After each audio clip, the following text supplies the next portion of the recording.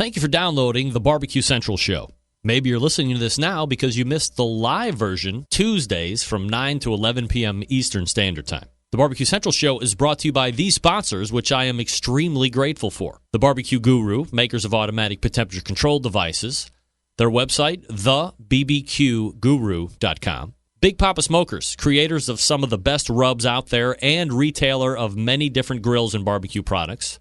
Their website, bigpapasmokers.com. Butcher's Barbecue, creators of injections, rubs, and seasonings. Their website, butchersbbq.com. Green Mountain Grills, some of the best pellet cookers out there on the market today. And their website is greenmountaingrills.com. Also by Cook Shack, some of the best industrial electric smokers out there today. Also pellet cookers as well. Their website is cookshack.com. Cookinpellets.com. If you want to fire those pellet cookers that I just talked about, visit cookinpellets.com to buy your pellets right now. Also, by the Chops Power Injector. Forget about using one needle to inject your meats. The Chops Power Injector system has 4 needles for your injecting pleasure. You can visit them at barbecuekansascity.com. That's BARBEQUE, kansascity.com. And by the Sam's Club National Barbecue Tour, you can visit kcbs.us/Sam's Tour for results, to register your team, or to see where the next event will be taking place. And by Pit Barrel Cooker, one of the most unique and efficient cookers out there in the market right now. Visit their website at pitbarrelcooker.com. And by Unknown Barbecue Accessories. You can visit them at unknownbbq.com/shop. This is Jim Minion from Two Loose Screws. I'm listening to BBQ Central. So to get that perfect barbecue, you use wood. Are you sure it's safe? Whatever. We put the lighter fluid on, strike the match, and oh! Should we call the fire department? That might be a good idea.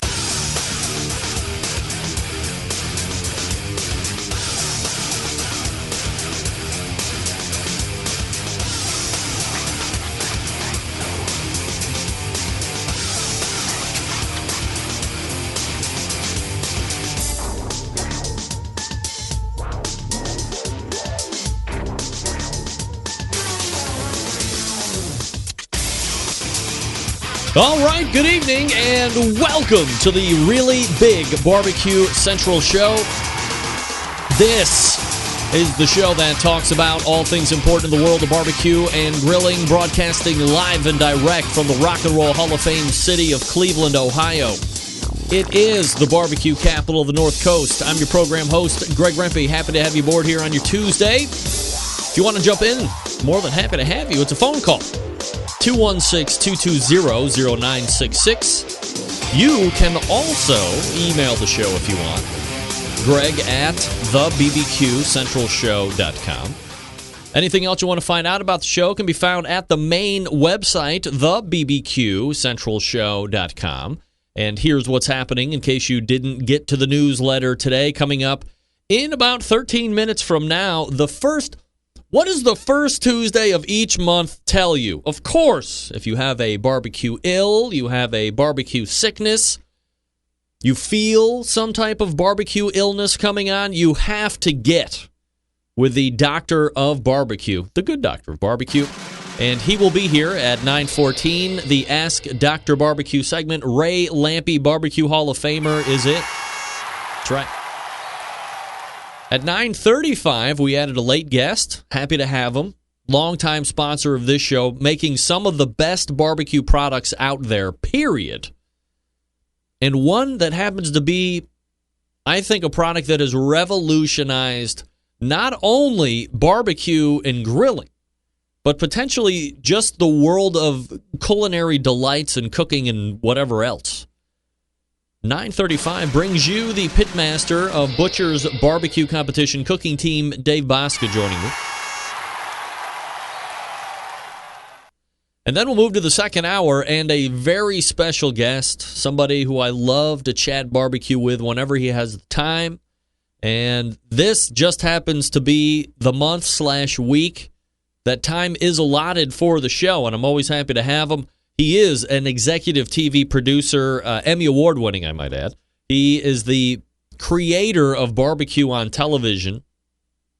I don't even think that's a stretch to say. I think he pretty much laid the foundation for anything that you have seen barbecue related. He has blazed that trail. He is also a very accomplished playwright, comedic writer, and friend of this show. At 10:14, we will welcome once again John Markus to the show. And we're going to be talking just a lot about cooking with John. He is an accomplished competition cook, by the way, if you didn't know. And we're going to talk to John extensively about some of his techniques, things that he sees working on the competition trail. Of course, we'll talk about the showbiz and entertainment side as well. But we're looking forward to speaking with John about an hour and 11 minutes from now. Plus, your phone calls and emails, 216-220-0966. The phone, Greg at thebbqcentralshow.com is the email address if you want to get in contact with me. All right, the show's on. Let everybody know that it's happening. It's live, local, and late breaking. Get on the Facebooks, the emails, the Twitter. If you're into the Google+, is anybody into the Google+? If you are, let everybody know the show is on. A couple different links to send them to. My particular website, if you definitely just want the audio, which I don't blame you, thebbqcentralshow.com, and then click on the Listen Live or Live Now, or it's a huge red button right as you get to the top of the landing page there. You can't miss it. That actually directs you over to TuneIn Radio. That's an app you can actually download to any smart device that you have. So if you can't be in front of a computer or on the Outdoor Cooking Channel or on Roku to watch it live on a big screen, you can get tunein.com from your particular app store, whatever platform you use, and you never have to be without the live show on a Tuesday. Plus, off-show hours, you get a whole number of years in the past in rotation, randomly. So if you've missed shows a year ago, 2 years ago, 3 years ago, it goes back maybe 3 and 4 years. I think at turn of the year, I'm going to repare that down and start to build the current year out. But right now, it probably goes back 3-4 years. So an extensive archives of this show when the show isn't live, Tuesdays from 9 to 11. So be sure to tune in whenever you feel the need for good barbecue talk. And then, as I had mentioned, on Roku as well, that's Internet Protocol Television, IPTV. If you have one of those and you have an app store, go in it and search for OutdoorCookingChannel.com. If OutdoorCookingChannel.com is available in your IPTV app store, download it, and you can watch a live stream of shows that Kevin has in the playlist ready to go each and every day for you. On Tuesdays, specifically, you can find my show, 9 to 11. Preceding me, you can find Chad Ward's Whiskey Bend Barbecue Radio Show from 7 to 9. The 4 best hours in barbecue talk radio ever. Ever in the history of ever. Don't let any other outlet fool you that they somehow have better, more accomplished, better speaking, more well-produced shows than right here on Outdoor Cooking Channel. It's a lie. Lies. Lies, I tell you. So that's how you find the show. Very happy to have you aboard here. 216-220-0966, Greg at thebbqcentralshow.com. All right. Bad news. Bad news for Todd at Bark Brothers. Why? Week number 2 of No Shoe Pictures. What did we say, Todd?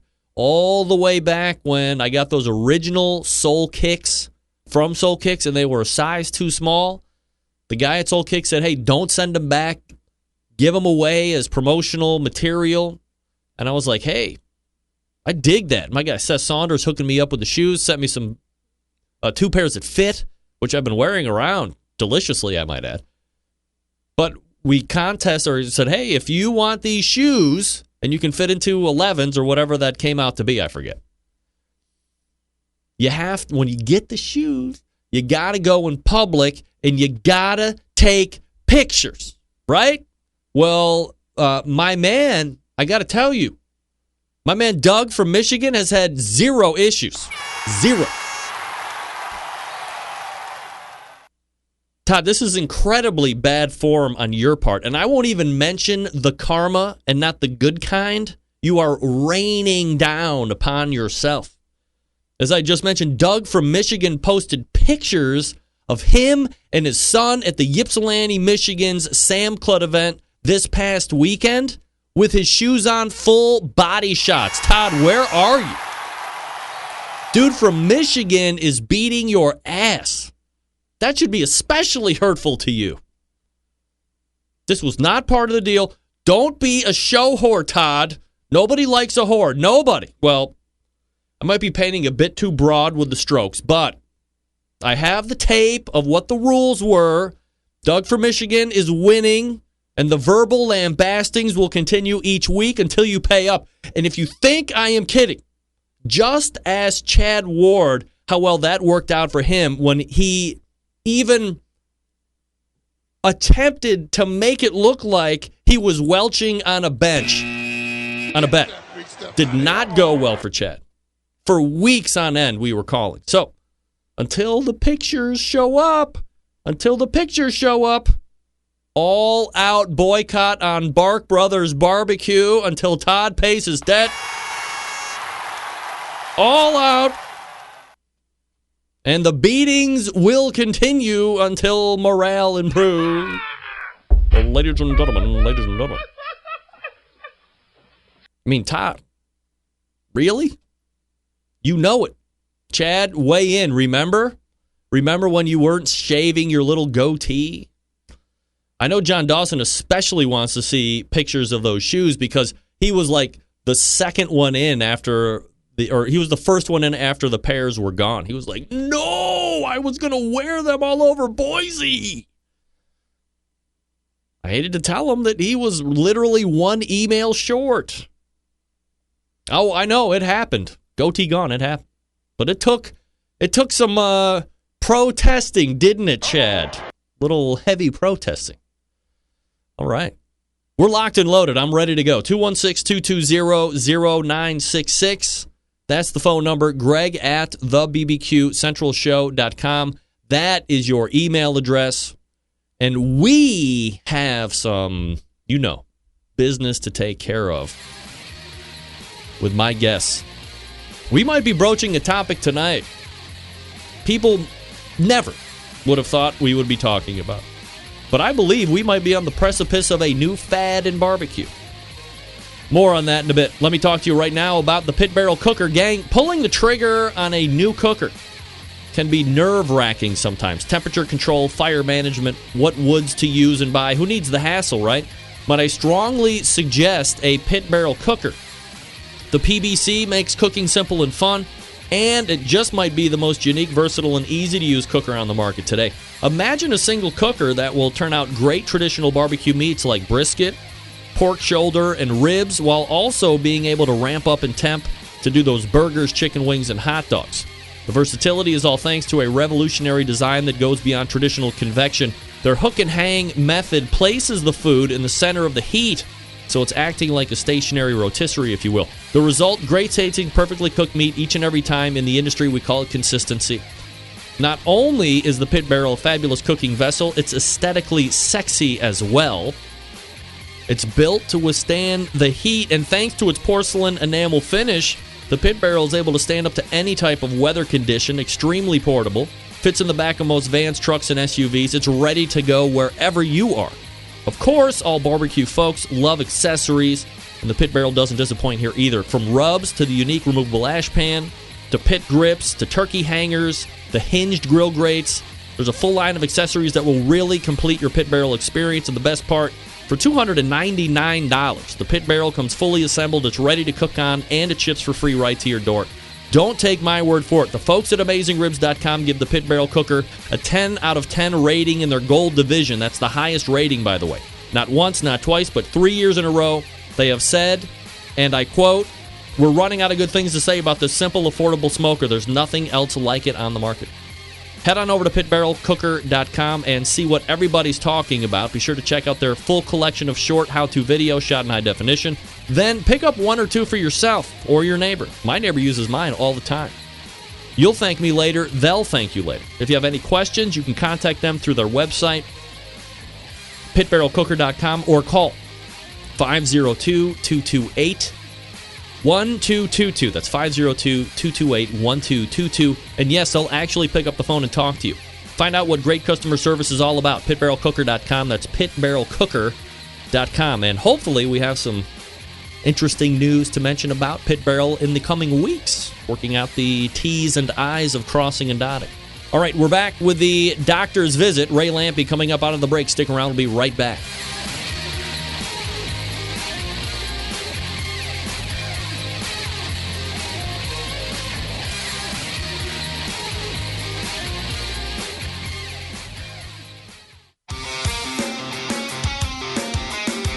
Broadcasting live from the BBQ Central Radio Network studios in Cleveland, Ohio. You're listening to the BBQ Central Radio Show. Once again, here's your host, Greg Rempe. All right, welcome back. This portion of the BBQ Central Show being brought to you by the Sam's Club National Barbecue Tour. 31 cities, $500,000 in cash to be won. Eternal bragging rights if you win the whole damn thing. This weekend, the Sam's Club Tour rolling into Kansas City, Missouri for the local qualifying event being held there.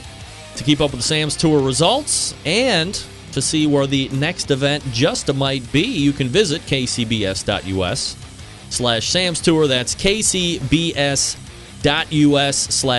Tour. And as always, we thank Sam's Tour for the continued support here of this show over the last few years. All right, here we go. If you got questions about barbecue or grilling, maybe as a hobby or even a business, looking to get an expert's point of view, why not ask Dr. Barbecue? You can submit your questions by clicking on the Ask Dr. Barbecue tab on the website. The doctor is in. Here's Ray Lampe with his nurse, Greg Rempe. Dr. Barbecue. All right, Ray Lampe is in the house. Razor, what's up? Hi, Greg. How are you? I'm doing absolutely fabulous, and you? I'm wonderful. Right, here we go. Resting up. I was in Reno eating ribs all weekend, and life is good. Reno all weekend. What's happening in Reno? Oh, the Best in the West, the giant rib burn-off out there. It's a huge deal. It's all the giant rib selling guys, but it's a lot of fun. Like old school Billy Bones type of a situation out there? Billy Bones' team was there. Really?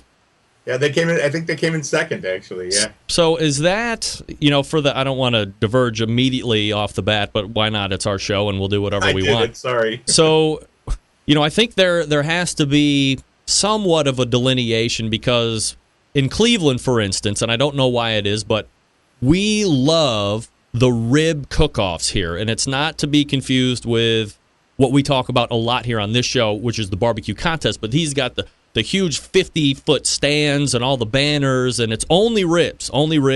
And it's not just like anybody can get in there and compete. It's a whole situation, right? Yeah, Cleveland's the birthplace of that stuff. Really? I was talking to Joey Stutfin, or Sutphin, or however you say his name, from Texas Thunder. Joey, one of the original guys, man. 28 years he's been going to Reno, and I'm sure he was there in the early days there in Cleveland. Where they used to have it at some airport or something. Yeah, it's right on the lake, Burke Lakefront Airport. Yeah, I mean, I was talking to Tommy Houston. Tommy had at least 4 giant Old Hickories. I think they were Old Hickories. Giant. I mean, like thousands of pounds of meat cooking rib. It's all about selling. Now, there's a contest, and I was a judge. They take the judging serious. But even if you don't win, it's big business. It's fun. And people love it. That's the thing. We talk about the KCBS contest, and what's a complaint you hear all the time? You don't get to eat the barbecue. Right. There, you get to eat every barbecue. The people wait in line at every one, get a 3-bone thing, and decide who their winner is. It's amazing. And I think the biggest point of difference, aside from, everybody can sample, and you mentioned it's big business, like teams can actually make money, whereas you look at the stuff we normally talk about, I mean, you're just happy to break even or almost break even doing what we normally discuss. Oh, big business. Yeah, these guys leave with, they come from all over the country to Reno, and they're not there goofing around. They're there because they're making money. Can you lose money at those situations, or have if you're in it, have you done it enough to where you know where to hedge those bets? I guess. I think Reno is pretty safe. I actually did it for a while. It's funny. Tommy Houston and I always talk. Tommy's first event was as a partner with me, and it was my last event because I didn't want any part of it. It's a lot of work, and you really got to ramp up your equipment. It just wasn't my thing. But Tommy was into it, and we did our first event together, and it's the The reason I didn't like it was because the potential week in and week out. If you really, in general, you should do 15 of them across the summer. If 10 of them are big money makers, 2 are break even, you lose on 3, you're going to do pretty good. But Reno, I don't know, it seems to be pretty bulletproof out there because the weather's going to be good. It's not going to get a rain out. The people come. It's so well established. So some of those guys, that's the only one they do anymore.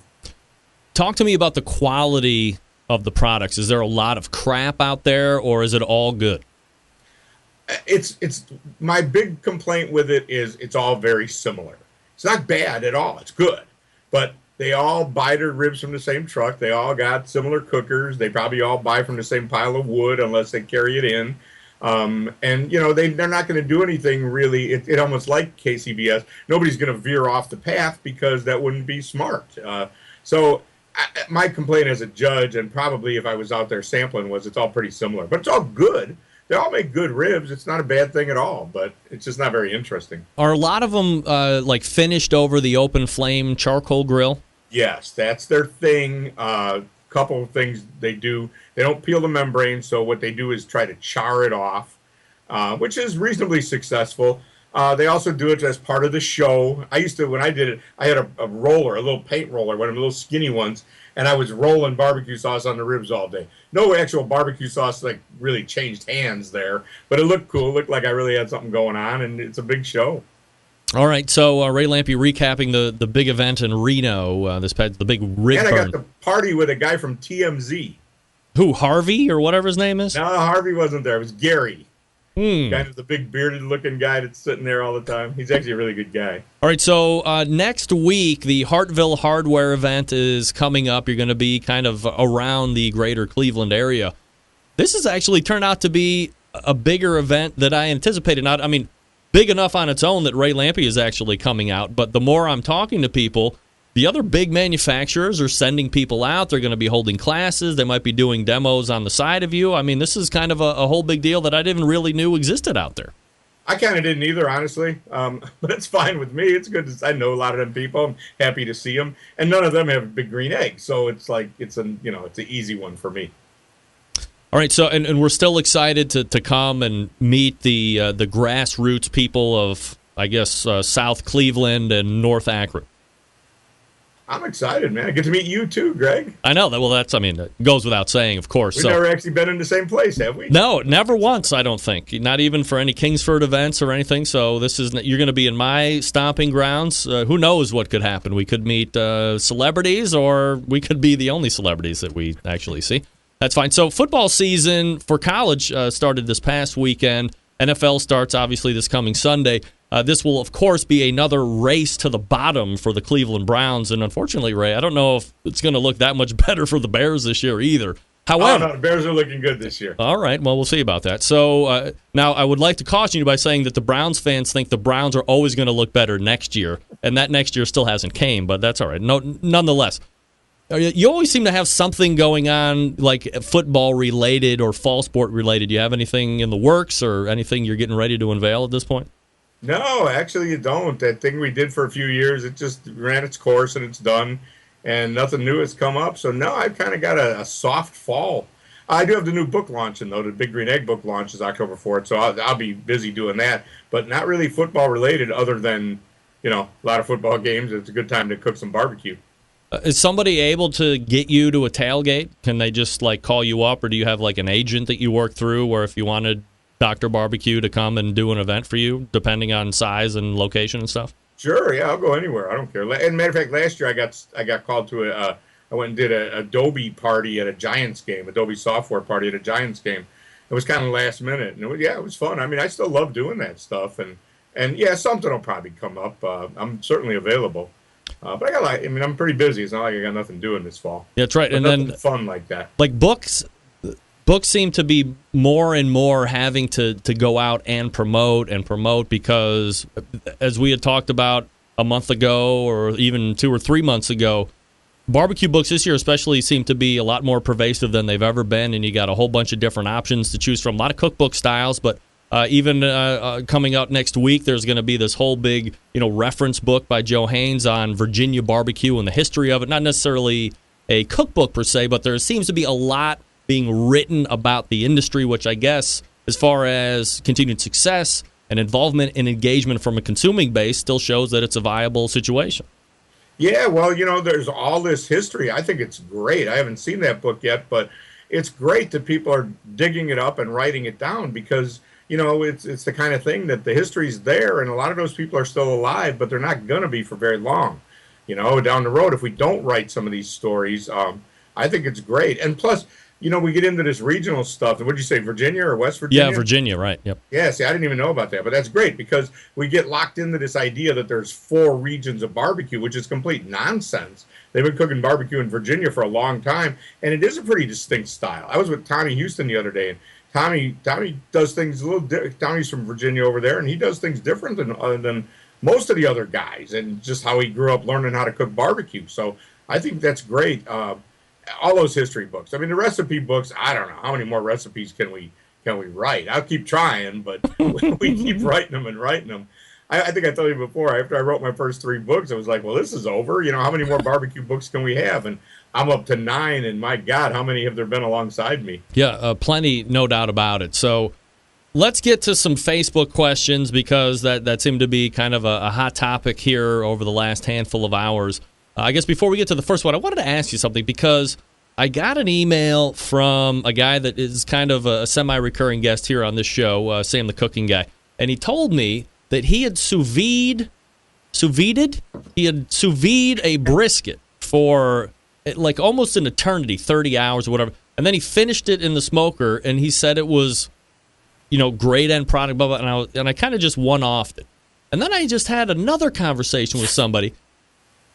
A guy in Cleveland is going to be opening, allegedly, a sous vide barbecue restaurant where he's going to sous vide the proteins for a designated period of time and then put them on the grill and finish them off. I don't know if it was going to be sous vide, then perhaps in the smoker, and then, flash them on the grill for a little char, something like that. Are you seeing anything that would lead you to believe that sous vide barbecue is starting to make any kind of trend in the industry, or is this literally just me hearing it twice and that's probably going to be it? Well, there's been a lot of buzz about it lately, no doubt. But steaks, right? I mean, mostly for grilling.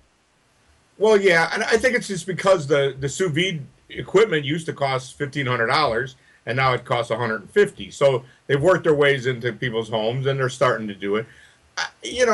I haven't tried it yet. I'm sure it works really well, but I'm just it's not barbecue. Right. I'm sorry. Right. I mean, why is that different than cooking stuff in a crock pot, smoking it for a half hour and putting it in a crock pot? To me, it's the same thing. That's fine. It might taste good, but it's just not barbecue. Barbecue is cooked in a smoker. Let me ask you about brisket on a high level here, and I do have another great brisket cook coming up behind you here at 9:35 in Dave Boskin.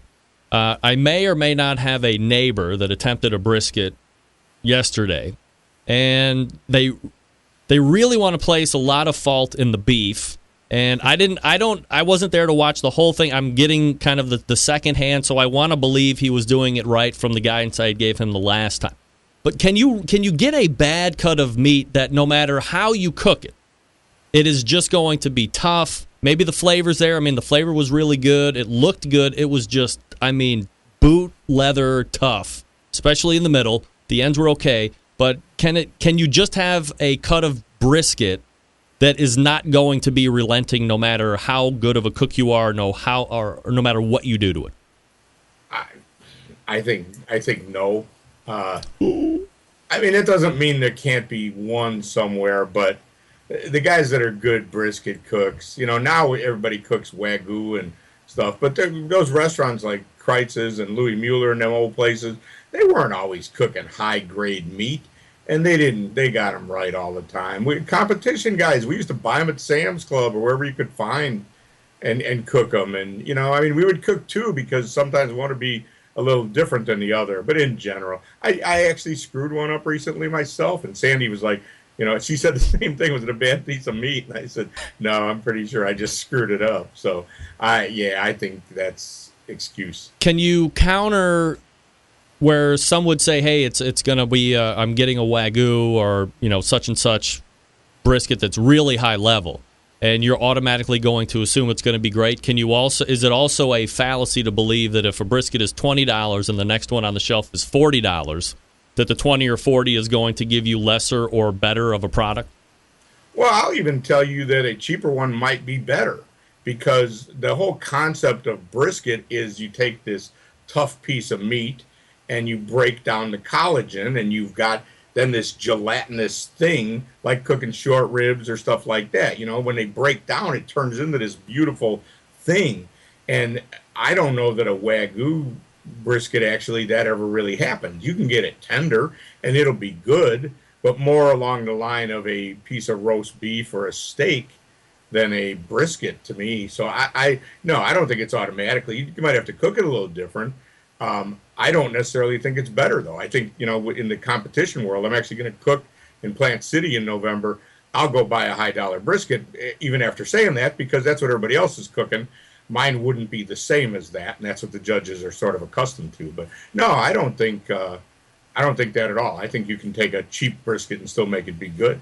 Ray Lampe joining me here on the show. I apologize for you indulged me, and I appreciate it, but let's go ahead and get to some of these Facebook questions. First one from Brandon Nelson. Best way to smoke chicken wings without turning rubbery?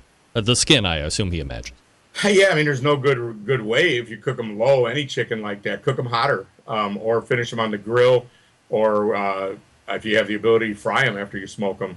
But I mean, smoked chicken, you know, that's how we evolved to poached chicken on the barbecue circuit. We all used to smoke chicken, and the judges weren't anal about that the skin was rubbery, because they understood barbecue creates rubbery skin on chicken. Now, that's how we evolved into this poached in butter chicken thing because of that. So, you know, if you don't like rubbery skin, just cook a little hotter, or don't cook your chicken in the smoker. Mitchell Bidwell wants to know, which beard oil, if any, does Dr. Barbecue use? Do you use oil in that beard, Ray? No, I don't. I will tell you my technique. I do use purple shampoo. They have this stuff that Sandy's hairdresser turned me on to, and it's for like when your hair is gray and kind of salt and peppery.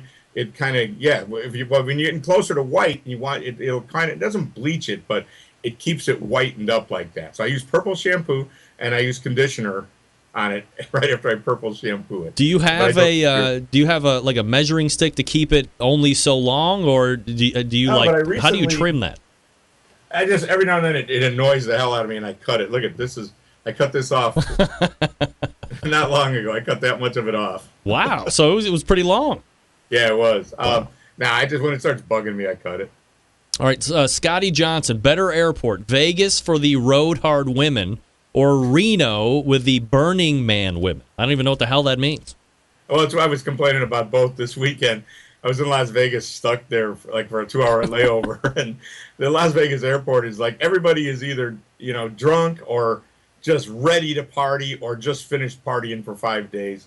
And I saw some crazy stuff, and I was tweeting about it. And then I was coming home, and I don't know if you know what Burning Man is. It's this, like, hippie festival in Reno. Yes, and these people are all got the desert stuff all over them. They made them all put their suitcases in giant plastic bags before they could check them in, because they just had so much dust on them and stuff, and those people were bugging the hell out of me. So I would say it's a tie. Both sucked. All right, next question from Lemuel McFly. Can you still find parts for first-generation Big Green Eggs? I was given one last night. The model that came out the very first year. I'm going to pick it up tomorrow. The very first year, what? I mean, they've been making them for 50 years or more. I guess it was like the first year, right? 1974 or whatever that was? That it was a Big Green Egg. Yeah. The parts should be interchangeable, yes. What you need to do is find a good dealer that knows what they're doing, or call Atlanta and try to talk to Bruce. Bruce knows all about that stuff in Atlanta at Big Green Egg. All right, next question from Brett Brown. When is it okay to use liquid smoke? I actually will use it occasionally in barbecue sauce. If you're making a homemade barbecue sauce, sometimes a little splash of liquid smoke will make it taste more like those store-bought sauces instead of like some fancy ketchup. So I think it's okay. Liquid smoke is a natural product. It's like a byproduct of charcoal. This is not some evil bastard. Liquid smoke is a more natural product than phosphates, which we all use all the time. Don't get David pissed at me, but Brett, it is never okay to use. liquid smoke. That was the wrong Liquid answer. smoke is the devil's urine, and what Ray said is exactly why you don't want to use it. You can go up and down the barbecue sauce aisle and open the bottle of 90% of those, and the first thing you get on the nose is liquid smoke. Now, look, I understand. I am obviously in the consuming minority when it comes to that. Otherwise, there wouldn't be so many that have that particular olfactory emanation when you put your nose into the bottle. But, oh, my God, take the time to make your own freaking sauce and stay away from that shit, for crying out loud. Ray and I differ, obviously. I Here think on we this. disagree on that That's one. right. All right. So next question. Best smoker to use in a commercial setting, and a sub-question, can a backwoods be used in a commercial kitchen? Well, I don't think it's backwoods. I mean, anything could be used if your local health department will approve it. But to me, I'm getting ready to open a restaurant. We're buying commercial equipment. There's Fast Eddie's, Cook Shacks, there's Southern Pride, there's Old Hickory, there's J&R Oiler. I think that's the ones that I know about. They're all really good, real commercial equipment, real kitchen equipment. I would not want to jack around with something that the health. First of all, the health department, unless you're in Austin, they're going to think you're crazy that you want to have charcoal in your kitchen. And why do you want to do that? You know, the reason this stuff is commercial equipment is it's because it works consistently. It's made to last. It's not going to break.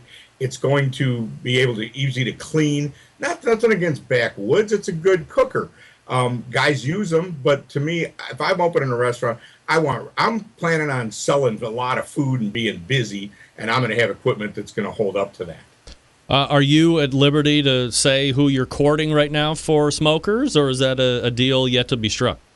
Oh, we're going to have multiples. Let's say that. We didn't lock it in yet, but I can tell you which way. I'm not going to tell you which way I'm leaning, but we'll have more than one. We're going to have a bunch of fun stuff. So, we may have a backwoods, but it's not going to be doing our heavy lifting. We're going to be a big, busy restaurant, so we got to have real equipment. Ray Lampe is here on the show doing the Ask Dr. Barbecue segment. I blew all our time, of course. No surprise here when we do it each and every first Tuesday of the month. Ray's website, by the way, drbbq.com. That's drbbq.com. And if you have a question for an upcoming Ask Dr. Barbecue segment, askdrbbq.com is the place to go. Ray, next Wednesday, it's a date. I'm going to bring my recorder. We're going to do some live recording stuff so we can replay it on the show the week after that. Really looking forward to it and always appreciate the time. Cool. Thanks, Greg. Can't wait. See you next week. You got it. There's Ray Lampe. You heard what he said. He's going to see me next week. That's right. I'm frozen. There we go. Jeez. Whoa, that's hot. All right, so something is wrong with my... Dave, I'm going to get you here, but something's wrong with my guest mix here, and I don't know what it is. So, oh boy. Now my Skype isn't responding. Here we go. Now it's back up. Let's go to options. Let's go to audio setting. Let's go to there. See, but you can hear that. Nobody's supposed to be able to hear that. Why can everybody hear that? And hold on.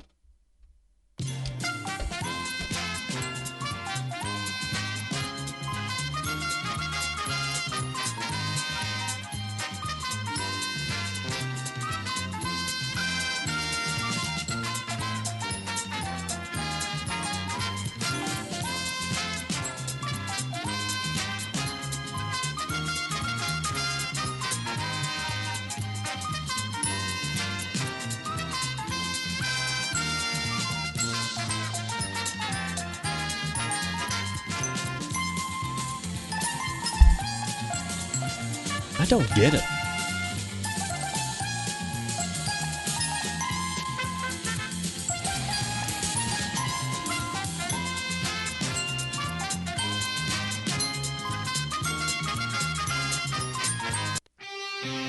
Oh.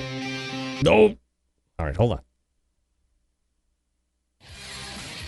right, Dave Bosca coming up out of the break. I have no idea what is going on with this sound. What's going on?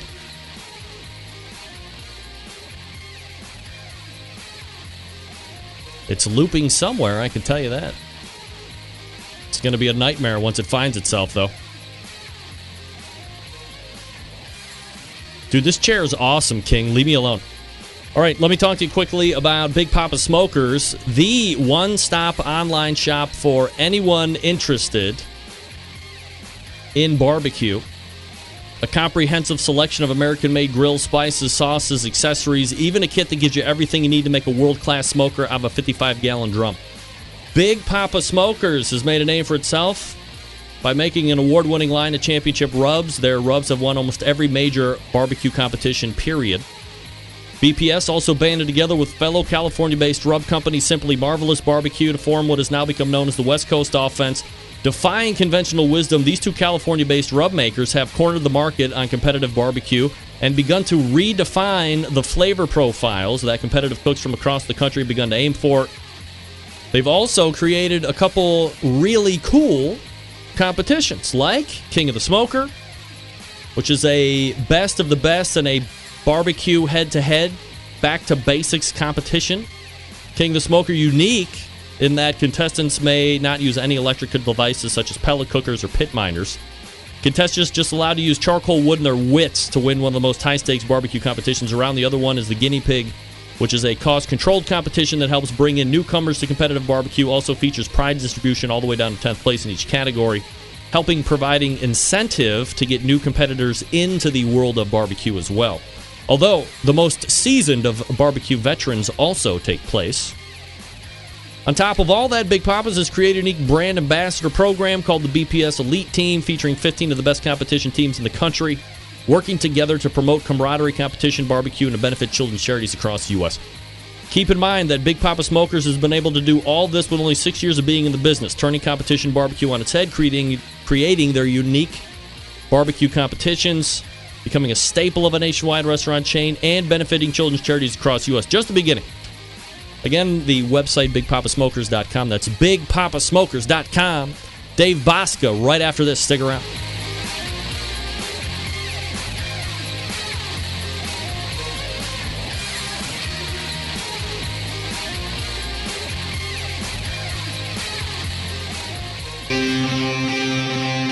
Get in the smoke. Call 877-448-0433 to get on the air. Now, here's your host, Greg Rempe. Welcome back. This portion of the show being brought to you by Green Mountain Grills, manufacturers of some of the best pellet cookers out there on the market today. If you're going to look for a big cooker, they got one for you. Medium size, they have you covered there as well. Small, take on tailgates, all that good stuff, they got one too. They can also supply you with pellets as well. Check them out, greenmountaingrills.com. I love mine. You could love yours as well if you would try Green Mountain Grills. greenmountaingrills.com. What? You hearing the phone ringing? Yeah, well, I can tell you right now, there's something screwed up with that. Dave. Yes, sir. How are you? Wonderful. Maple Heights, Ohio. Maple Heights. Well, it's not really Maple Heights. It's really Wycliffe. But this is what happens when you're dealing with internet phone numbers. Okay. The bigger question is, how the hell is your sound making it into my board when I cannot track you getting into my board? That's just extremely troublesome. I'm very worried about this whole situation. It could blow up and we won't know what happens. Nevertheless, we will continue to press through. So let me ask you this question first. By the way, we're talking with Dave Bosca, Butcher Barbecue, pitmaster of the competition team, and of course, a creator of the wonderful barbecue products, the injections, the rubs, the sauces, all that good stuff. I was talking with Ray Lampe just a segment ago. You are a renowned brisket cook. I was recounting a story of my neighbor who seemed to have the raw end, no pun intended, of a brisket cook yesterday. And it just seemed to be overly tough. So let me pose the same question to you and see if you are on board with Ray or if you might differ anywhere. I guess, can a cheap brisket yield a bad product if you also see one, if you buy the $20 or $30 one? Could the $50 or $60 one be that much better? And can you ever just get a bad piece of meat, and no matter how good of a cook you are or no matter what you do to it, it's just going to be tough and you're just kind of screwed? First part of the question is, that's what gave my product the start, was people cooking selects and choice, trying to stay up with the prime grade briskets. So that said, you can always doctor up a lesser quality product to help it. Now, can a piece of meat be tough? Absolutely. There's some things you have zero control over, and that's generally the last part of the animal's life. If its adrenaline is flowing, it can become what we call a dark cutter and or a tough piece of meat. There's so many avenues that you don't know. If an animal is stressed out and is coming to a kill plant and is on its feet in a trailer and it smells beef, when they smell blood, they really get agitated. They can smell the death in it, and the cow will go short of being crazy. So you have to, when you're going to take them out, you need to take them out quick. Take a plant like up here in Wichita, Kansas, Creekstone Farms. They flush the air in their plant every minute, just with a million revolution fans to keep their feedlots fresh air so that it's not smelt of the blood. So, yes, things can happen that you can't control. The feed program, and sometimes it's even the time of the year, because feed changes throughout the year due to new corn, old corn, the protein in it, and sometimes even the amount of products that they're giving them changes, just simply because a cow can't nudge its way into the feed trough. So things change, absolutely. I'm completely blown away. So you're telling me that if a cattle roll up on a kill plant, they can smell literally death in the air and they get all freaked out? Some will, absolutely. Really? If we're out killing on the farm and a cow will smell the blood, they'll go nuts out in the middle of the field. Really? Absolutely. Wow. Absolutely. I don't know how many times when I was a kid, when we would be killing out there in our back 20 acres, we would have to put our cows in the front 20 acres to get them away from it, because when they smell that blood, or like we would shoot one off down by the trees and would have to drag it back up with a truck closer to the corral, oh my God, they would go nuts. Wow. Back behind as you're dragging it up with the tractor. Absolutely.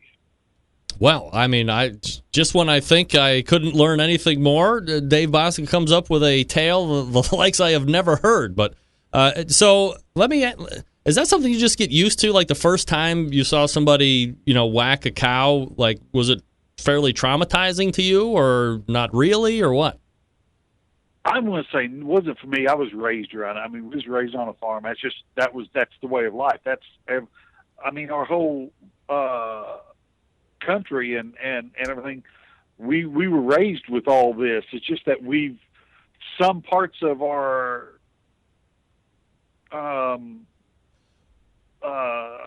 I drew a blank.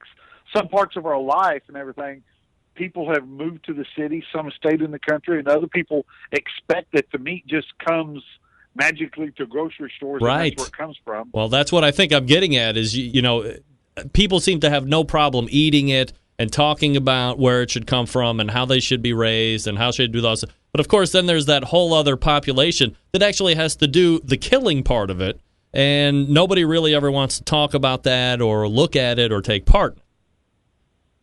Yeah, that's exactly right. And that goes with everything. It's just like a car, tires. No one thinks much of the metal. I mean, you got to think all the way back. It's not just a GM plant or a Toyota plant to put that together. You have to go all the way back to Pittsburgh. I mean, the steel's got to be made and ordered and sent in. For years, when I was with Sam's Club, we were buying paper towels 7 to 10 years in advance, projecting our growth and our sales.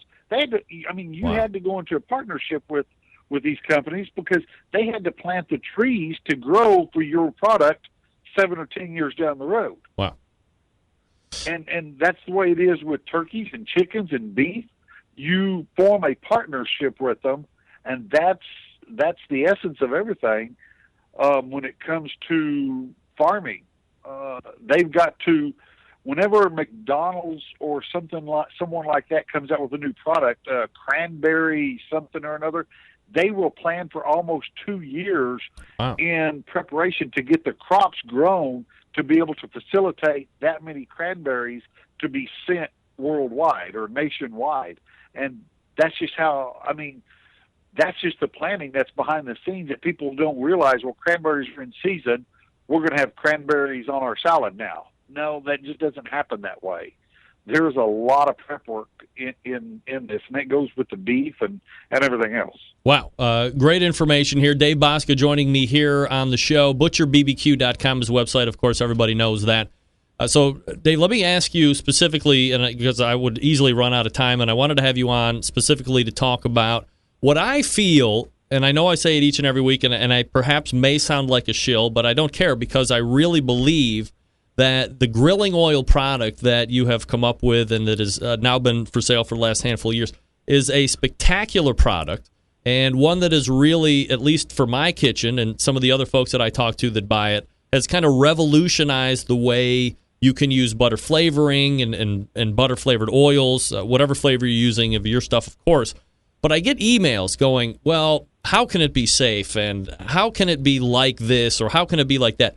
So I wanted to give you time to kind of go back through and discuss or tell us about grilling oil and why you can leave them out and how they're not going to go rancid. And, you know, I really want to get people more on board than they already are with the grilling oils. All right. Well, thank you for giving us the time to talk about that. For sure. Absolutely. The product is no different than Crisco, than canola oil. I mean, we use a soybean oil. That's what it is. That's our basis. We looked for different butters and stuff. One of them was the Molly McButter company. We chased many different companies trying to find the butters, but it's just a dried powdered butter that has to go through a homogenized process, and then it's dried and it goes in it. We've got different flavors that go in it, and all that is dried products. The chipotle and the grill flavorings that's in the steakhouse. We're looking at other new flavors I've always been toying with, and I've been given suggestions. Some citrus and lime flavors in it for fish cooking, things of that. We're always looking for a new bottle. You brought up a couple ideas. We're looking at a new style bottle for it, but what makes it shelf life is it's just the oil. It's like I said, it's no different than the cooking oils that's already out there. We've flavored it. We've made it a branded product for grilling, but it's not any different than any other oil. There's how many oils are in a grocery store? It sits on a dry shelf, and when you open it, it sits beside the stove or in your cabinet the whole time. There's no difference. So I guess where the misconception might be, and you know, it almost goes back to the whole, you know, killing cows and how does it get there, that you have canola oil or you have extra virgin olive oil, whatever you have by the stove or in the kitchen, but it doesn't go bad because you're using it or you're turning it over. And I don't know why you wouldn't obviously then put the same thought into a grilling oil per se, but is that a misconception? Do people think that this stuff, why wouldn't it go bad, or how couldn't it go, if you left it out for 10 or 15 years, is it something that's going to go bad? I'm going to be honest with you, that's beyond my wealth of knowledge. I would say an oil will go bad in 10 or 15 years.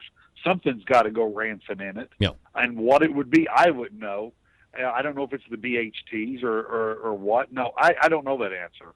I would have to ask the people that I work with that know it for me. But so no, I don't know that answer. So specifically for the grilling oils, do you have a time frame on when you would be concerned, or if you're buying them, you're using them, and if you don't use them within 6 months or a year, you're not going to be in any type of a danger situation?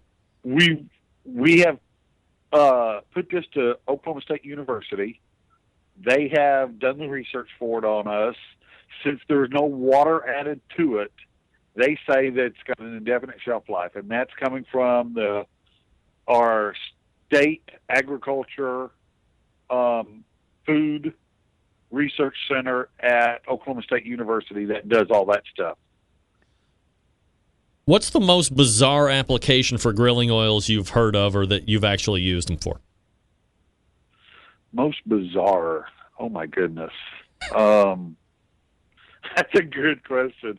Something that, gosh, I know people that fry their eggs with it. They like the flavors of it on fried eggs, but I don't think it's bizarre. Gosh, I hear a lot of different things, but I don't think any of them is bizarre because I think it's great ideas. I think I think that's what lends for me, the value in a product is how often am I using it? Am I searching it out? Am I looking for ways to incorporate it into not just the traditional stuff, but, and I've done it for eggs. I've done it for putting it on my buns before I put them on the grill to flash toast them. Anything that I usually would use butter for, I've tried it on. And I would say 9 times out of 10, it's always at least as good of a substitution as it would be for butter, if not better, and sometimes, most of the time, a lot better because of how you're able to use it and because it's kind of in that liquid form. So I think there's just a lot of value there, and if you are on the fence, you definitely need to push through it and go to butcherbbq.com and try some.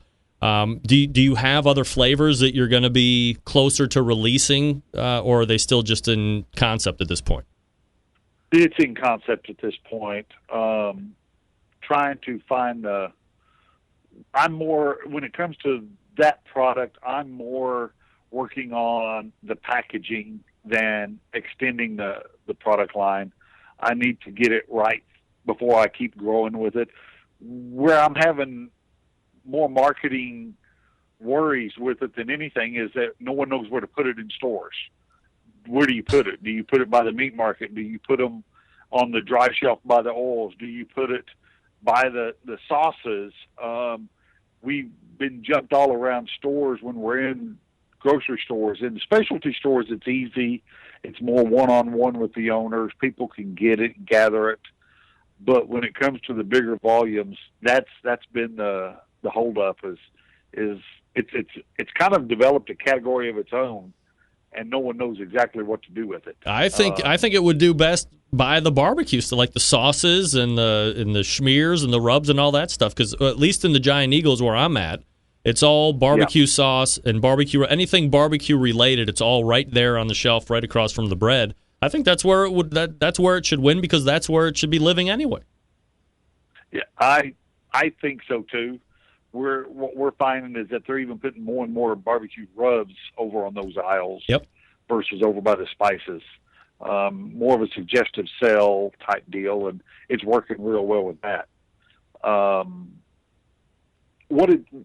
still trying to think of a unique and different way to choose, but what we found is not only is it just good for the vegetables and all that, but on the meat, what it does, it's like it replaces the natural oils in the meats versus the Blue Bottle world and all that. You can add just a little bit, and it doesn't take much. Don't get me wrong, squirt the hell out of it, use it up, come buy some more. But you can use a little bit and get a very good flavor, but it keeps it moist. It'll help on the outside. It'll still let you retain your crust that you're searing and getting, but it keeps it moist on that outside layer without it drying out too. Dave Bosca is the pitmaster of Butcher's barbecue competition team. ButcherBBQ.com. Dave, where are you going to be at next competing? This coming week we'll be in Derby, Kansas. Small little contest. I think they're between 35 and 40 teams. Last 2 weeks we've been down in Texas cooking. Was out in Lubbock, Texas, and then Bedford, Texas, just between Dallas and Fort Worth. He is the pitmaster of Butcher Barbecue, Dave Bosca. Dave, always appreciate the time, man. Thanks for coming on. You bet, Greg. Thanks for letting us come on. You got it. There he is, Dave Bosca. Wow. Cows can smell blood, and then they go berserk. Who knew? Dave knew. Nobody wants to talk about the dirty deeds done dirt cheap. All right, folks, let me quickly talk to you about the longest-running sponsor of the show, the BBQ Guru, makers of automatic pit temperature control technology. If you are going to buy automatic pit temperature control devices, these are the people you want to buy from. They created this technology. Why are you going to buy from anybody else? Here's what you do. ButcherBBQ.com. That's it's thebbqguru.com. Thebbqguru.com. 800-288-GURU. You can also visit thebbqguru.com for more information. If you have any questions about what to order, just ask. Call them and ask. Don't guess. Thebbqguru.com. 800-288-GURU. We're back to wrap the first hour right after this. Stick around. We'll be right back. Big name interviews, advice on cooking brisket and ribs, and the only host. All right. Quickly racing to meet the clock. Went a little long with Dave there, but I mean, he just blew my mind as usual. If it's not certified Angus beef, it's about cows smelling blood in the air and everybody's running around like batshit crazy. They're running around because they know what's coming. The end. The end is near, cows. Run. Head for the hills. Moo. We have a large second hour planned for you with a really big guest, John Markus. We're going to get a Sam's update. We're going to talk about Todd from Bark Brothers not owning up to shoes. Who knows what else. We're back right after this. Stick around. You're listening and watching the BBQ Central Show right here on the BBQ Central Networks.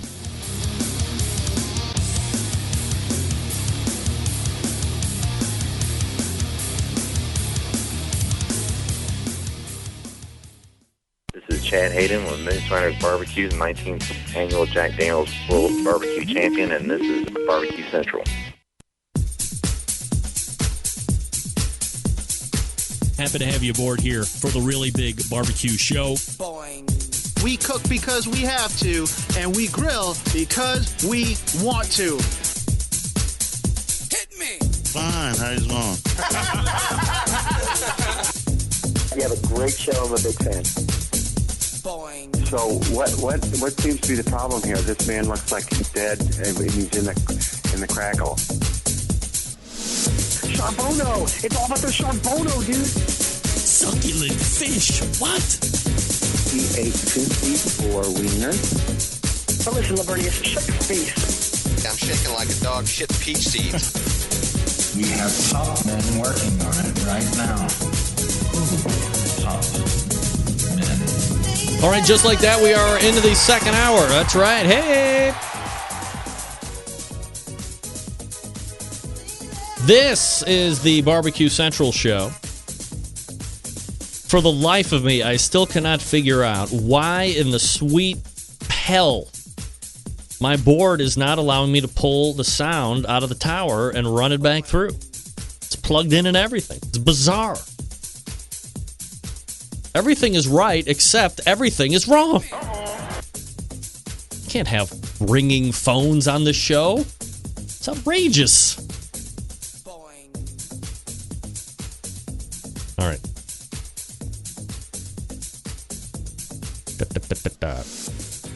I mean, it's just going to bother me all the way through the show. I just know it is. That's all right. We'll muddle through. Thanks again to Dave Bosca, Butcher Barbecue. If you've not tried the grilling oils, might I suggest that you race over there and give it a try. Of course, my favorite is butter flavor, but I do love the Chipotle and the Steakhouse as well. Give them a try. ButcherBBQ.com. Still to come on the show tonight, John Markus will be joining me in about 12 minutes from now. The Sam's Club National Barbecue Tour rolled into Ypsilanti, Michigan this past weekend. This was a local qualifier that feeds the Madison-Wisconsin Regional Final. I believe that takes place in like 2 weeks' time, if I'm not mistaken. Top 6 teams moving on. Grand champion with a 691.4 Mac Attack Barbecue. Booyah. Reserve Grand Champ, the Smoke Hunters, 689.7. Third place, Smokin' Aces at the Barbecue Superstore. Number 4, Smokin' in the D. Fifth place, IBQin' at the Barbecue Superstore.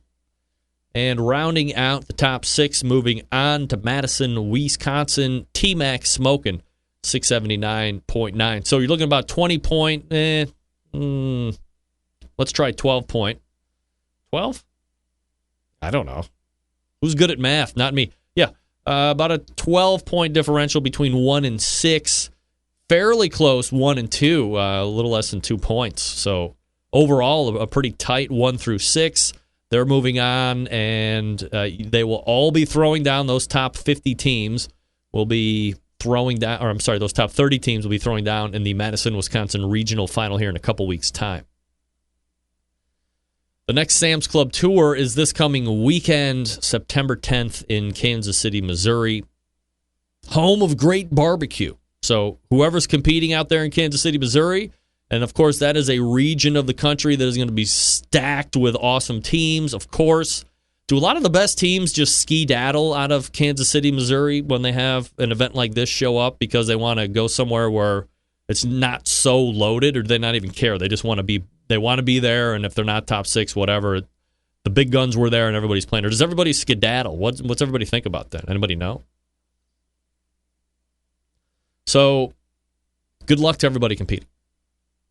Last week, I told you about a piece that was going to be running about the show in a magazine called Cleveland Scene that Doug Tratner did on me and this magical internet show. So first of all, I want to thank everyone for the kind words that they sent my way after reading it or seeing it on all of the social media outlets, or perhaps you're local to Cleveland and you actually saw the magazine that it was in. I don't have no idea where you can actually find a Cleveland Scene magazine. I have no idea. I was able to secure one, but through phone calls. Also, I want to thank everybody who saw it on the social media outlets and shared it, especially on Facebook. I mean, it got hundreds of shares, and people were seeing it that I had no idea would see it or share it or whatever. So the assistance, if I may, the assistance in helping me with this, throwing it around the internet, has helped me secure, are you ready for this? Are you ready for it? A 4-year, $4 million deal with CBS Radio for a weekly syndicated version of the BBQ Central Show, which will be carried on all of their stations. What can I say? Completely humbled. I am completely in shock. Of course, I am completely telling a lie. That is completely false. There is no 4-year, $4 million radio syndication. However, I do want to thank everybody that read the article and that shared it. And it was a very enjoyable, 36 to 48 hours of people saying, hey, didn't know about the show, or didn't know it was here in Cleveland, or saw it for the first time. My neighbor across the street is a huge fan I didn't even know about. Dan, shout out to Dan. He's like, hey, heard you with Doug Tratner, man. He was a great guest. I was like, really? How did you know? He's like, I listen. I'm like, you do? He's like, yeah. He's like, what you're doing in the Bay, that's kind of awesome down there. I was like, it is? That's great. It's my neighbor listening to me. I had no idea. You never know who's listening to the show. You never know. So it could happen. While I may have told a salty, tall tale this time around, next time perhaps it won't be surprising when I reveal my multi-year, multi-million-dollar get. Ain't nobody got time for that. I know. With the time remaining, I've wanted to talk about this particular subject. The great cooler debate of 2016. Is it Yeti? Is it Grizzly? Or is it a company called Arctic? RTIC. Who's familiar with them? So I recently purchased an Arctic cooler early June. And it shipped at the end of let's see, this is now September. It shipped at the end of July, and I had got it from UPS, so it's probably been about 3 to 4 weeks. Now, fact, I have zero affiliation with Arctic whatsoever. In fact, in November of last year, I actually asked them if they wanted to come on the show. This is when like all the big fancy coolers were coming out, and they were gaining a lot of traction. Everybody was talking, which one do you? So I was seeing more and more about this Arctic cooler, RTIC, and how it was just as good as Grizzly or just as good as Yeti, but half the price. I did a lot of YouTube video research and finally pulled the trigger. So I'll have to do some of my own testing and give you the results. Now, of course, I cannot do a side-by-side comparison because I don't have a comparable. I got an Arctic 20, which is going to be perfect for size-wise for volleyball and softball. I didn't need anything huge like the barbecue guys do to keep meat and all that crap. But, you know, I do have a Coleman that I can stick it next to. That one was $25. The Arctic was $125 or $130 for an Arctic 20. And it said the comparable Yeti was $250 or something like that. So, again, I'll have to do my own testing. And as I get results and as I find them out, maybe I'll even do like a video montage and show them to you here on the show every once in a while. But, you know, with the fact of, you know, it was so hot and it's really hard. I hate to say it, but I mean, does anybody else have a wife that's, you know, really into the 31 bags? Like, we have 131, maybe 231 bags. And a couple of those are coolers. And one was really good, except it got a hole in the bottom. And so, but I found more and more of these, they leak. You know, like kind of the soft-sided ones, and they leak. I can't have leakage at all. And then I want to be able to know if I put, you know, 10 or 12 pounds of really cold, rock-solid ice into the cooler. By the end of the day, even if it's, you know, 90 degrees outside, I want my cola to be cold or my water because I want to see like physical ice cubes. Instead of having to drain it out every 2 hours because I'm afraid there's going to be so much water, it's just going to leak. I don't want to leak. But I also didn't want to spend an arm and a leg, what I perceive as an arm and a leg, on some of those other name brand coolers you see and kind of doing that ambassadorship and the guerrilla marketing and all that other stuff. So if you have an Arctic, you know, write me off air. Let me know what you think about it. Again, I have the Arctic 20. Stand by for future reports. Again, not a show sponsor. I bought it with my own money. So we'll see how it goes. I'll let you know. Consumer advocacy, Greg Rempe, right here. All right, folks, let me talk to you about the Chops Full Power Injector System. The 2015 and 2016 Barbecue Tool of the Year. They come in 3 awesome sizes to fit your injecting needs. From backyard cooks to caterers and restaurant chefs, there's a power injector right for you. Let's break it down. I'm going to tell you a little bit about each one right now. The number one seller is the half-gallon Chops Power Injector System, designed for competitions or to pump up the backyard warrior. They are so easy to use, right? Clean it, fill it, pump it, and go. If you have just one brisket or pork shoulder to do, you don't need to fill it all the way up. Just put in what you need. It uses it all. It comes with 14-gauge needles, 2 replacement plastic needle adapters, 3 plug screws, and a needle protector. $100 plus your shipping anywhere. The 1-gallon Chops Power Injector System is designed for catering and bigger jobs. It holds double the amount of the injection as the half-gallon. Some use it in competitions, like when you're cooking MBN whole hog or 10 shoulders to get that perfect one. Comes with 14-gauge needles, 2 replacement plastic needle adapters, 3 plug screws, and a needle protector. This one's $120, plus you pay shipping. The next one is the Chops Full Power Injector System, the electric, the commercial, and competition Big Daddy. Not a holding tank this time, but a 3.5-foot pickup tube that you can put in any size container. From a few ounces to a 55-gallon drum, was designed for Chef Rob at the best barbecue restaurant in Kansas City. He said time and time again, and if you ask him, that the Chops Full Power Injector System makes his briskets better than ever. This one comes with metal needle adapters, 14-gauge needles, 3-inch 12-gauge needles, 2 11.5-gauge, 3 plug screws, and a needle protector. This one's $325, plus you pay shipping. A number of the top pitmasters in the world are using the Chops Power Injector System every day to make their barbecue better than the rest.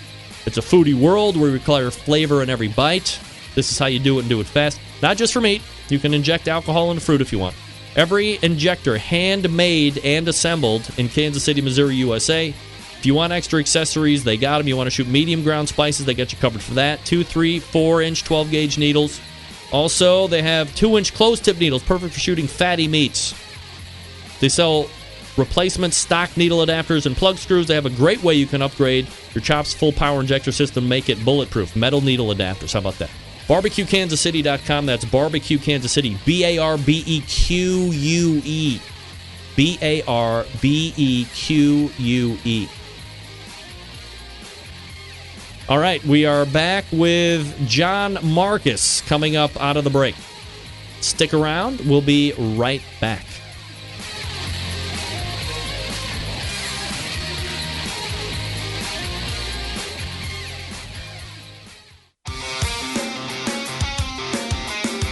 Broadcasting live from the BBQ Central Radio Network studios in Cleveland, Ohio. You're listening to the BBQ Central Radio Show. Once again, here's your host, Greg Lampe.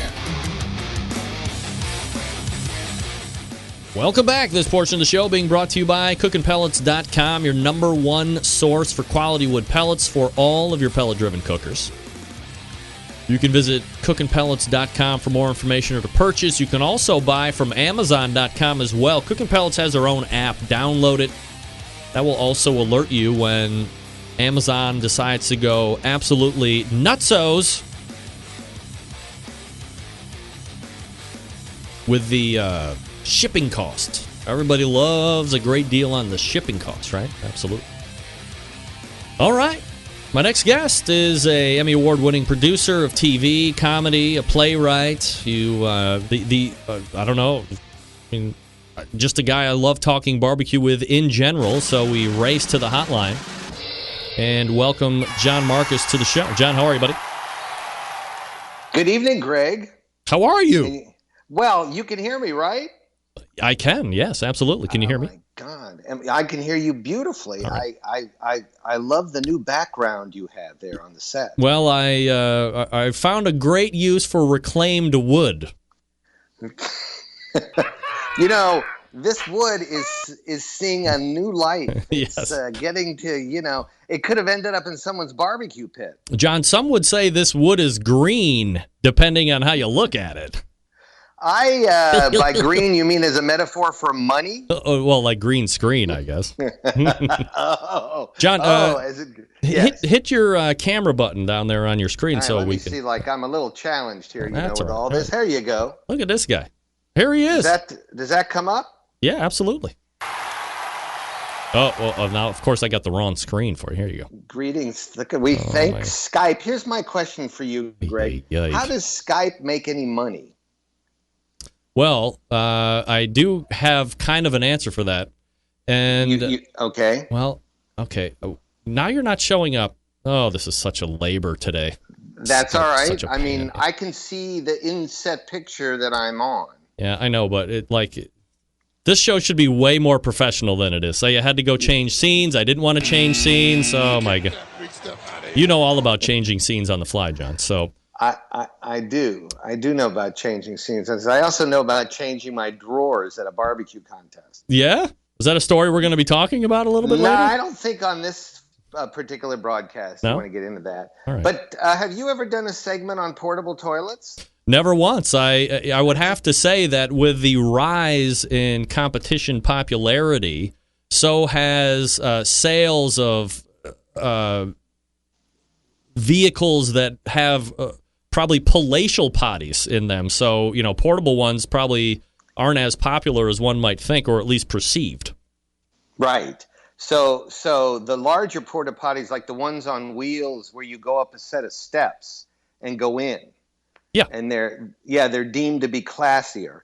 But my whole takeaway from time spent in porta potties is just how bad everyone's aim is. Yeah. Well, even the ones that have like the fake plastic extruded male portion sitting off to the left of the actual can itself.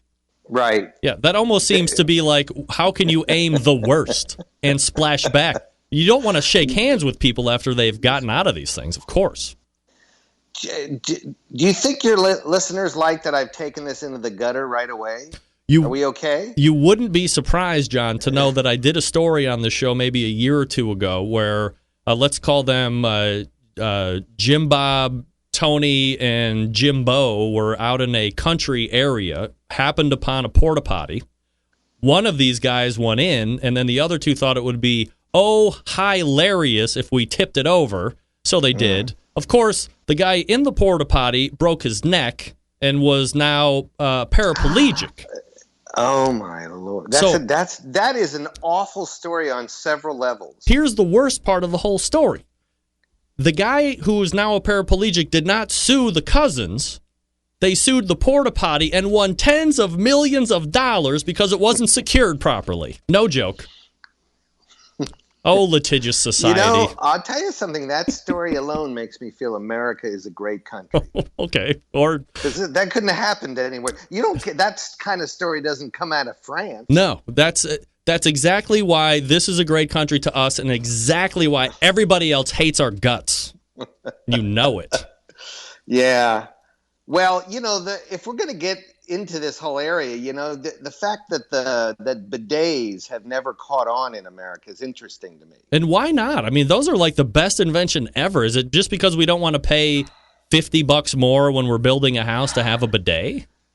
I think that there's a culture around the American male that believes the use of a spray to clean one's rear end out may not be manly.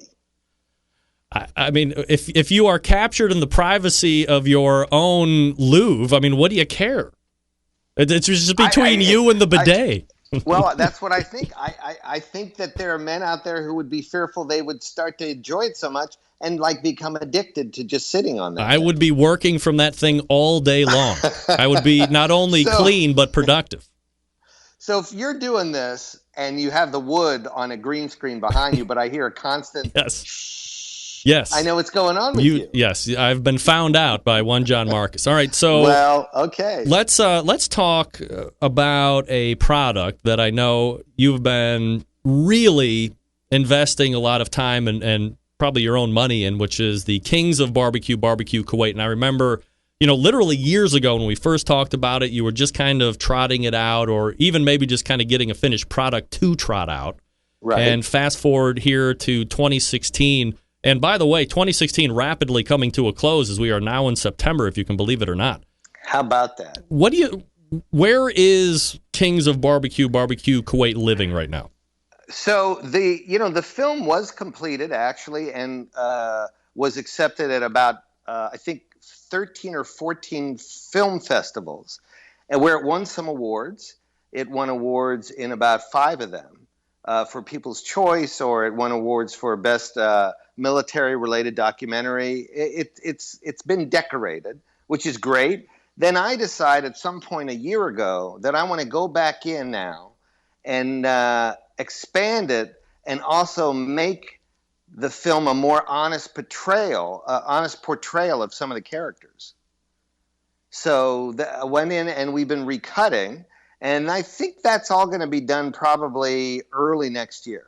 So in which case, then we're going to decide how to basically get it to the public. So when you talk about going in and doing a more introspective look at some of the characters there, I guess, who are you talking about specifically? And then how do you, in your view, what do you think you need to include or what didn't you include in order to make this vision a reality? Well, first of all, I just have to say that one of the blessings for me about being involved in the world of barbecue is the people. That I've gotten to meet these incredible personalities, some of them big personalities, people who have been generous in how they've trained me to cook the food. I've gotten to the point where I'm pretty confident about my way around a pit, and that's all due to getting to be around people like Tuffy Stone, Johnny Trigg, Jamie Geer, Nicole Davenport. These are people that have just shown me. Chris Lilly is another one. And so it's I've gotten to be taught by the best. And then there's also people in barbecue who, for them, the world of barbecue has been nothing but an opportunity they want to exploit. There's that kind of character in barbecue too, where they see fame as the end game of barbecue. And, it's like a whole microcosm. And the people, the big-heartedness of some of the people and the small-heartedness of some of the people, those are things I wanted to bring out in the film. And that's what we've done. That's what I've done in the recut. And without getting into specifics about names and things, Greg, I'm if anything, probably the most discreet man in America. Yeah, if you couldn't tell from our previous discussion, absolutely.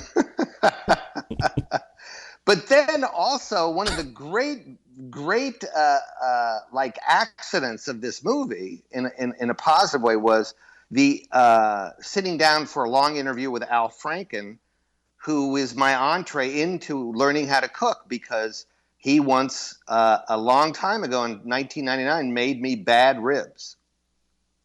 And I think I've told this story on your show. No, I don't recall. So, Al Franken and I were writing partners. Yes. For a long time, and we created a show for NBC called Late Line, and Al's been a mentor in not just comedy, but in life. But he also, when we met and we were writing Late Line together, claimed to be the greatest, what he referred to as grillmeister in New England. And I thought, wow, that's like saying you're the best Jewish player in the NBA. Like, what's the deal on that? And then, we were writing a show up at my house up in the Hudson Valley, and then Al we made them together. This is before I even got into barbecue. He had us make spare ribs. And the recipe was really peculiar because it involved marinating them overnight in garbage bags filled with soy sauce, garlic, and sugar. Classic. Gallons. We had to go out and buy gallons. We went out to the Walmart, gallons of soy sauce, big bags of Domino, and like heads and heads of garlic. Then he had me get my new Weber grill really hot. It's just this grill I had not really learned to use. And we grilled the ribs on high heat. They were done in 45 minutes. We sat down to eat, Greg. I have to tell you something. They were the worst thing I'd had in my life. Of course. They were terrible, and I couldn't chew them at all. Like and I was like kind of being polite because we were in the middle of a script. But Al has like a big jaw. Yeah. Sometimes I tell him I bet that he can unhinge it. But he has this big jaw. And he ate all his and all mine. And I just left that table that night thinking, why is this a beloved cuisine? And why were these so awful? And how do you make it right?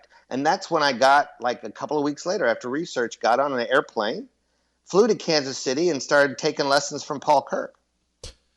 Do you think that Al Franken's role in trading places towards the end on the subway car with his writing partner there, I forget his name, unfortunately. Tom Davis. Yes, Tom Davis. Do you think that was one of the most underrated kind of dual cameo things ever? It's one of my favorite parts of the movie. No kidding. Yeah, you know what? I remember that part of the movie, and it sort of gave this punch of comic energy.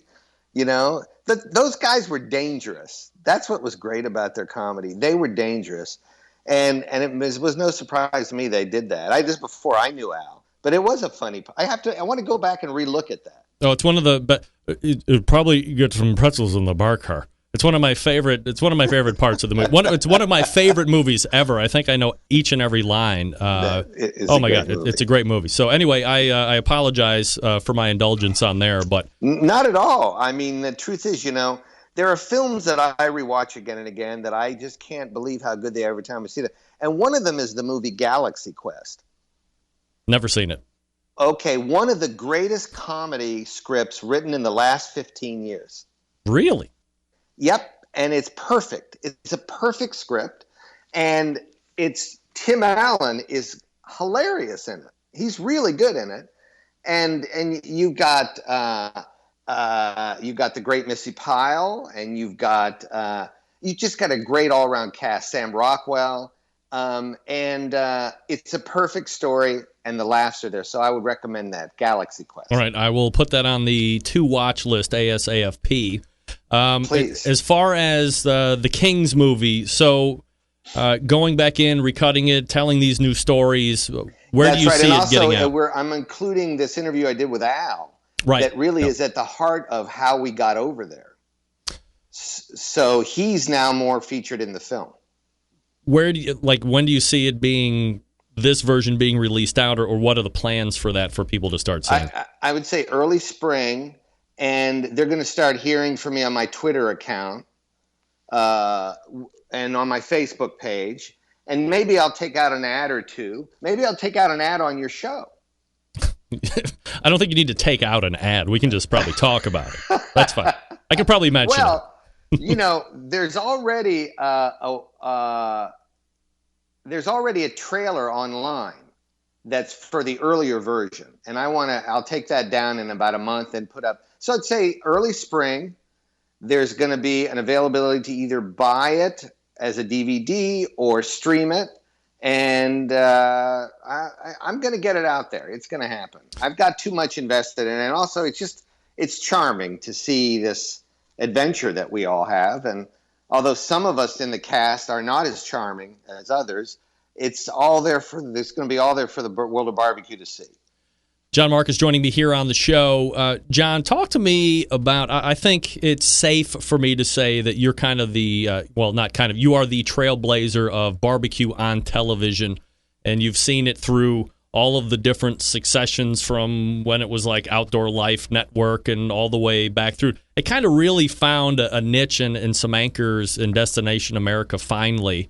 And, the Pitmasters. Although isn't BBQ Pitmasters off the air? They're not making new ones. I was just going to say, it kind of bit the dust here after whatever the last season was. I think on a whole, from Destination America's Pitmaster from, version 1, remember that one, where we were following around a bunch of people to however it ended up dying. Kind of an incredible run for barbecue, yes. I think, right? It's been an amazing run. Of all the projects I've been involved with in my life, what was amazing about this is here's a show that was literally canceled 6 times. Now, 5 of the times it was canceled, it got brought back, but they finally beat the mule to death. The mule has been beaten to the point where it's unrecognizable as a mule. And the damn poor mule is laying on the ground and it's just flat. And it's got the skin is an odd color, and it's just odd. So it started as for me, it started with Chris Lilly. Chris was the co-creator of what this show is, and he lent his expertise to it. And, it went through all these permutations, but it was never liked by the network until it was fortunate enough to get on a network that didn't have any other programming. It became like a nightlight. Invention is the mother of necessity, right? That's right. I just don't think they had anything else. I mean, I don't know if anyone from Destination America listens to your show. I'm sure they do, Greg. I don't know. But yeah, it sort of got rescued by a great guy named Jay Peterson, who is the person who got my show on TLC. And stayed with me and protected the show. Jay has his own production company now called Matador, and he's a really good TV producer and shaper of ideas.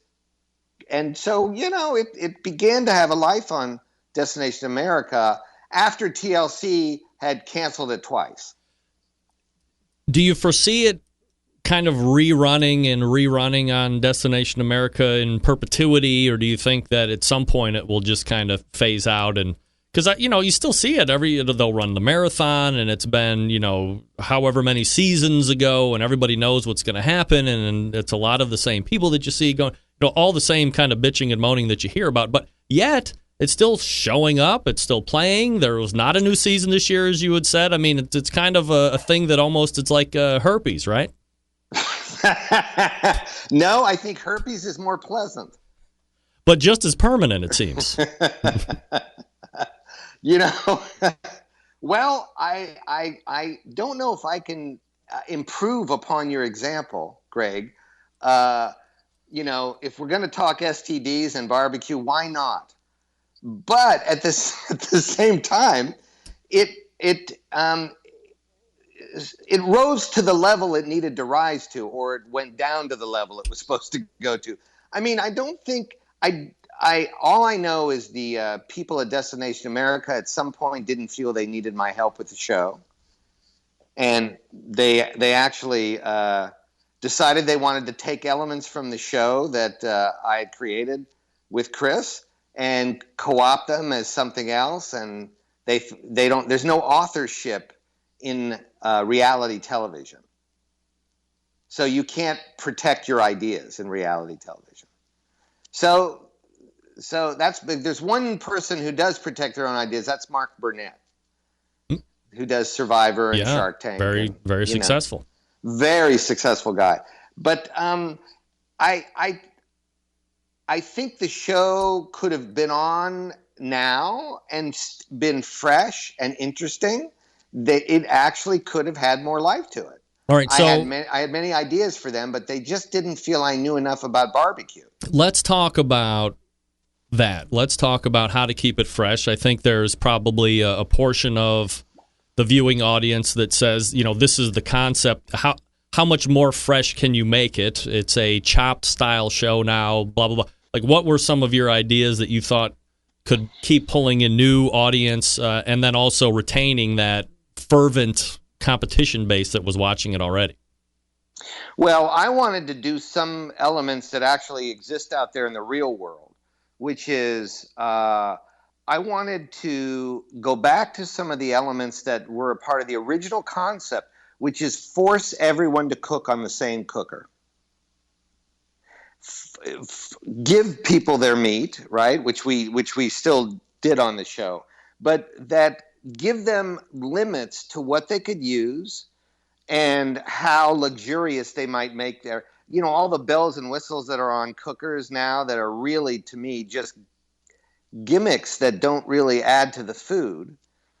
And take it back to the basics of barbecue to determine who's the best cook, not who's the best competition cook, but the best cook. And I wanted to do that. I wanted to remove all exotic meats. And I also wanted to take the show back on location. I continued to contend, John, that this is going to be me and my liquid smoke rant all over again, because I know I'm in the minority of liquid smoke because it is prevalent throughout most barbecue sauces that you're going to open on the shelf, of course. That's right. That's right. I find that. I think that the show would have been just fine if you keep, not you, but if whoever was doing it was doing season 1, but you latched on to just a Johnny Trigg or just a Harry Sue, or, you know, somebody that was engaging and personable and somebody that you could build a relationship with. And I think we've talked about it on the show before, John. I think, you know, Deadliest Catch isn't popular because they're catching crabs every fucking day. I mean, who cares? The Kardashians aren't engaging because they're, you know, excessively good looking. I mean, they're excessively rich, but I mean, you're watching and you're building a relationship and you're investing time and you're investing emotion. So the show didn't need to be about barbecue solely. Maybe you're traveling to the barbecue competition, but you're seeing what's happening in the inner workings of a relationship. It's a husband and wife team, or it's two guys, or whatever the case may be.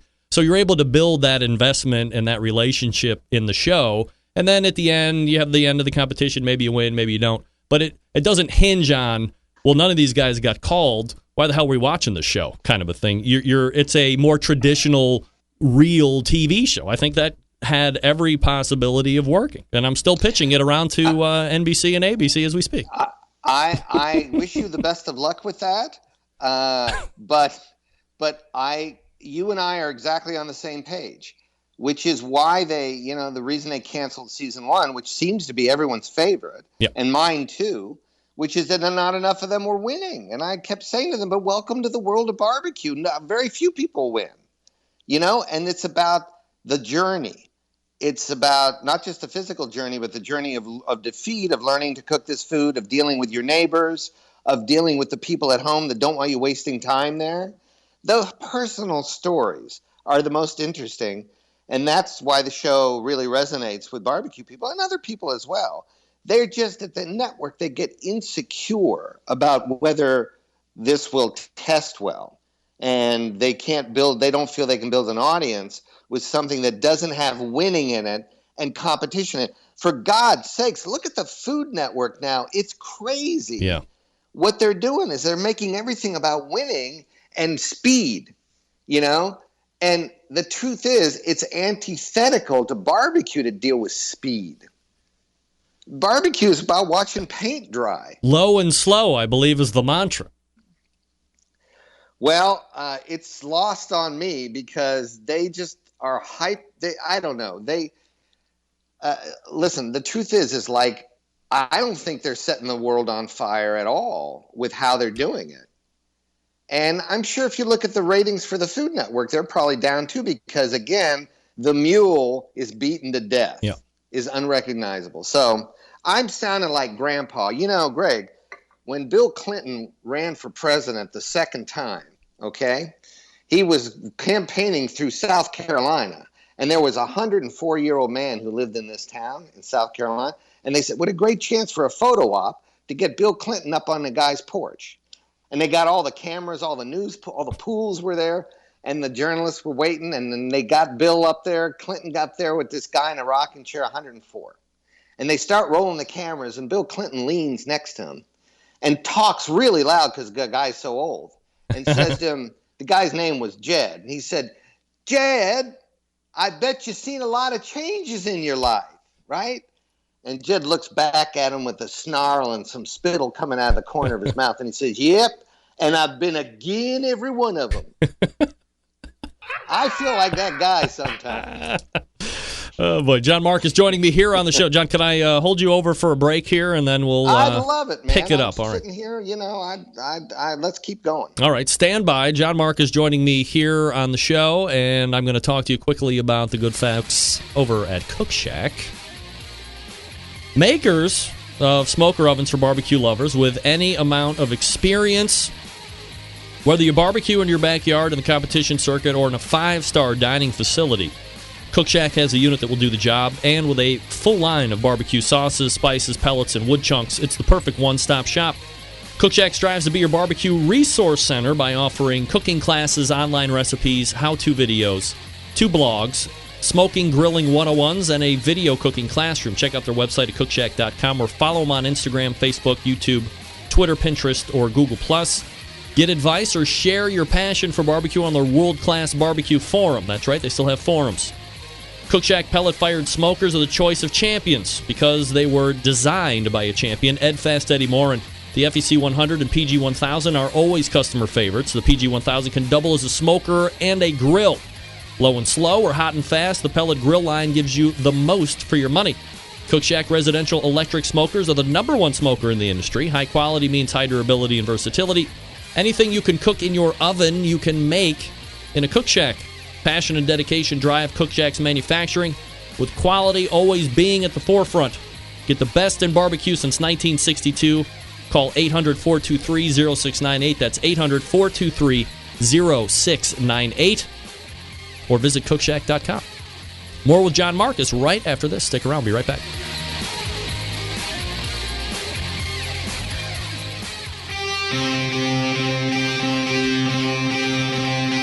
Get in the smoke. Call 877-448-0433 to get on the air.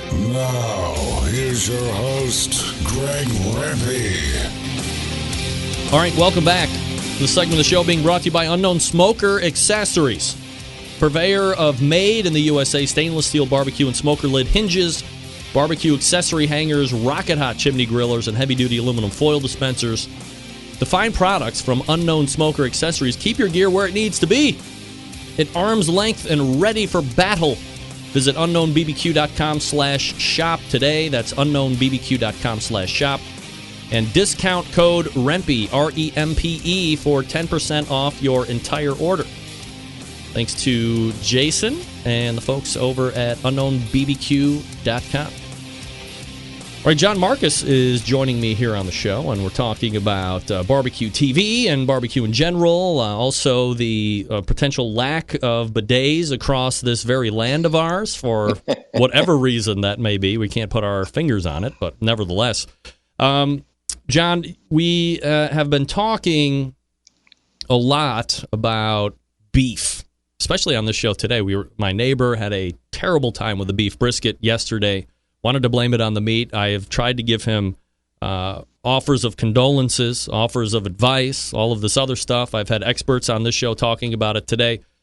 One of the things that we were talking about, beef seems to be very popular, no doubt about it, especially, recently, especially in Texas. Any restaurant that's billing itself as Texas style, the brisket is there. The one thing that I see that perhaps is maybe even more popular is the beef rib. And I know you have a favorite one in particular that might be becoming your favorite as well. It absolutely is. That's what the butchers refer to, the butchers who know, refer to as the 123A, which is the whole plate flat short rib cut. 3 bones. Some people call the Fred Flintstone rib or dinosaur rib. I am a huge fan of that cut. Yes. All right. So talk to me about, is it... the high-level beef is pervasive anymore. You talk about Wagyus, you talk about Kobe's, and all of this other stuff. Is this just, the general stuff that you're getting? Do you have a particular brand? And then, once you get it, how are you prepping, how are you seasoning, and how are you cooking these to make sure you're achieving the essence of succulentness? Not a word, by the way, but I just made it up. Well, you know what? It's a word now. It's succulentness is now in my daily vocabulary now that you've said it. Yeah. I like that. All right. And it has so many uses, by the way. It's not just to barbecue and cuts of meat. But I got to say that one of the people that really turned me on to this was, of course, getting them in Texas, getting them at Aaron Franklin's place and Miller's Barbecue. They're in Taylor, I think, Texas. And then, of course, the great Billy Durney in Red Hook, Brooklyn. Yeah, I know. And Billy is someone who went to school at Wayne Miller's place and put in his homework time and really learned it. So what I love about the meat is it's almost like cooking points. Except there's that bone attached to it. So it gives it an added kick. There's more flavor to it. And somehow that bone allows it to not shrink so much when it cooks. It gives it a place to rest. And I don't even take the membrane off of that. You don't have to. Are you like a garlic, salt, and pepper kind of guy, or just a salt and pepper guy when you're seasoning? Do you keep it Texas simple, as it were? I keep it Texas simple, except I was given a trick that I can't share because I honestly can't share it because I will violate, the code bro of the code. viewer. Yeah, bro code. Total bro code. And so, but there are a couple of, I encourage people to think about adding a little heat to that, maybe. I will, without naming how, adding a little color to that. And just sexing it up a tad. In New England, we got to sex it up a tad because things don't come with sexiness. I think in Texas, there's sex everywhere. You think? Oh, my God. When I'm down there, I just feel it. I'm not part of it, but I'm wading through it. It's a sexy place, Texas. John, the backdrop of America is right behind you. Is there more sex going on in New York City than anywhere? I don't think so. I can see sex out your window right now, for crying out loud. Well, it's going on in every place but this apartment. That's all I'm saying. I mean, I could probably get my binoculars out and scan Fifth Avenue and find rich people sex. That's the best kind. Well, I think it's the best kind, but it's over quick. Yeah. No comment on that. I'm not rich. There's money to be made. That's right. I'm not rich. You can't spend a lot of time doing that. That's right. There's money to be made. Temperature-wise, here's what I've been told with the plate ribs. You don't want to go too hot because you do have a tendency, if you're cooking too hot, to maybe shrink off the bone a little bit. You want to be tender and gentle and, 225-ish, 250 tops. I tell you, I cook them on 2 cookers. And I'm also forgetting one great teacher I've had, and that's Adam Perry Lang. Oh, he's the master. He is a master, and he's like a born genius of meat. He's a savant, and in a real way. And the real turn on for that particular cut had to do 3 years ago when I cooked with Adam Perry Lang in Philadelphia at a charity called Alex's Lemonade Stand. I do yearly now. And I'm there as his, running the pits for him, and they're my pits. So Adam calls me to come and join him because I got the pits, and I'll drive him down from Albany. Yeah, there's a term for that where I come from. Let's make no bones about that. So we've done it both ways. And I got to say, on my Done Right smoker, which is charcoal and wood, done in a Jedmaster style, we've tried 275 and we tried 250. And I really believe 250 is the way to go on that cut. But you got to keep an eye on them. And the truth is, internal temperature, cook them to about 198, 200, 203, and you're there. And it's all by touch. Just take that Thermapen and slide that sucker in, and you can feel it when it's ready to go. But I'd say 250 is my ideal temperature. Yeah, I think beef ribs are really coming up. Mabel's Barbecue here in Cleveland serves a beef rib. It's like $40 for one bone. $40? Something 38 or $40, something like that. But Okay. it's full service barbecue. It was a very expensive build out. It's Michael Simon's restaurant downtown.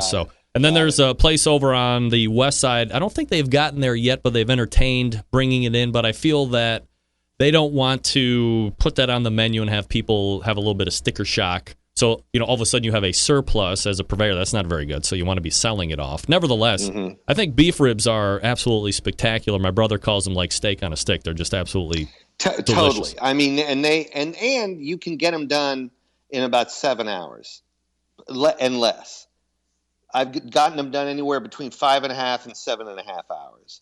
And let's talk about the raw product, though. Yep. I do think that, true the art of barbecue is to take any cut of meat and be able to render it tender and tasty. But I got to say that I've had so much experience with that cut that if you get them and they're thin, like there's not a lot on the bone, you're going to suffer for that. Because they're all about how the meat behaves on that big, thick slab of bone.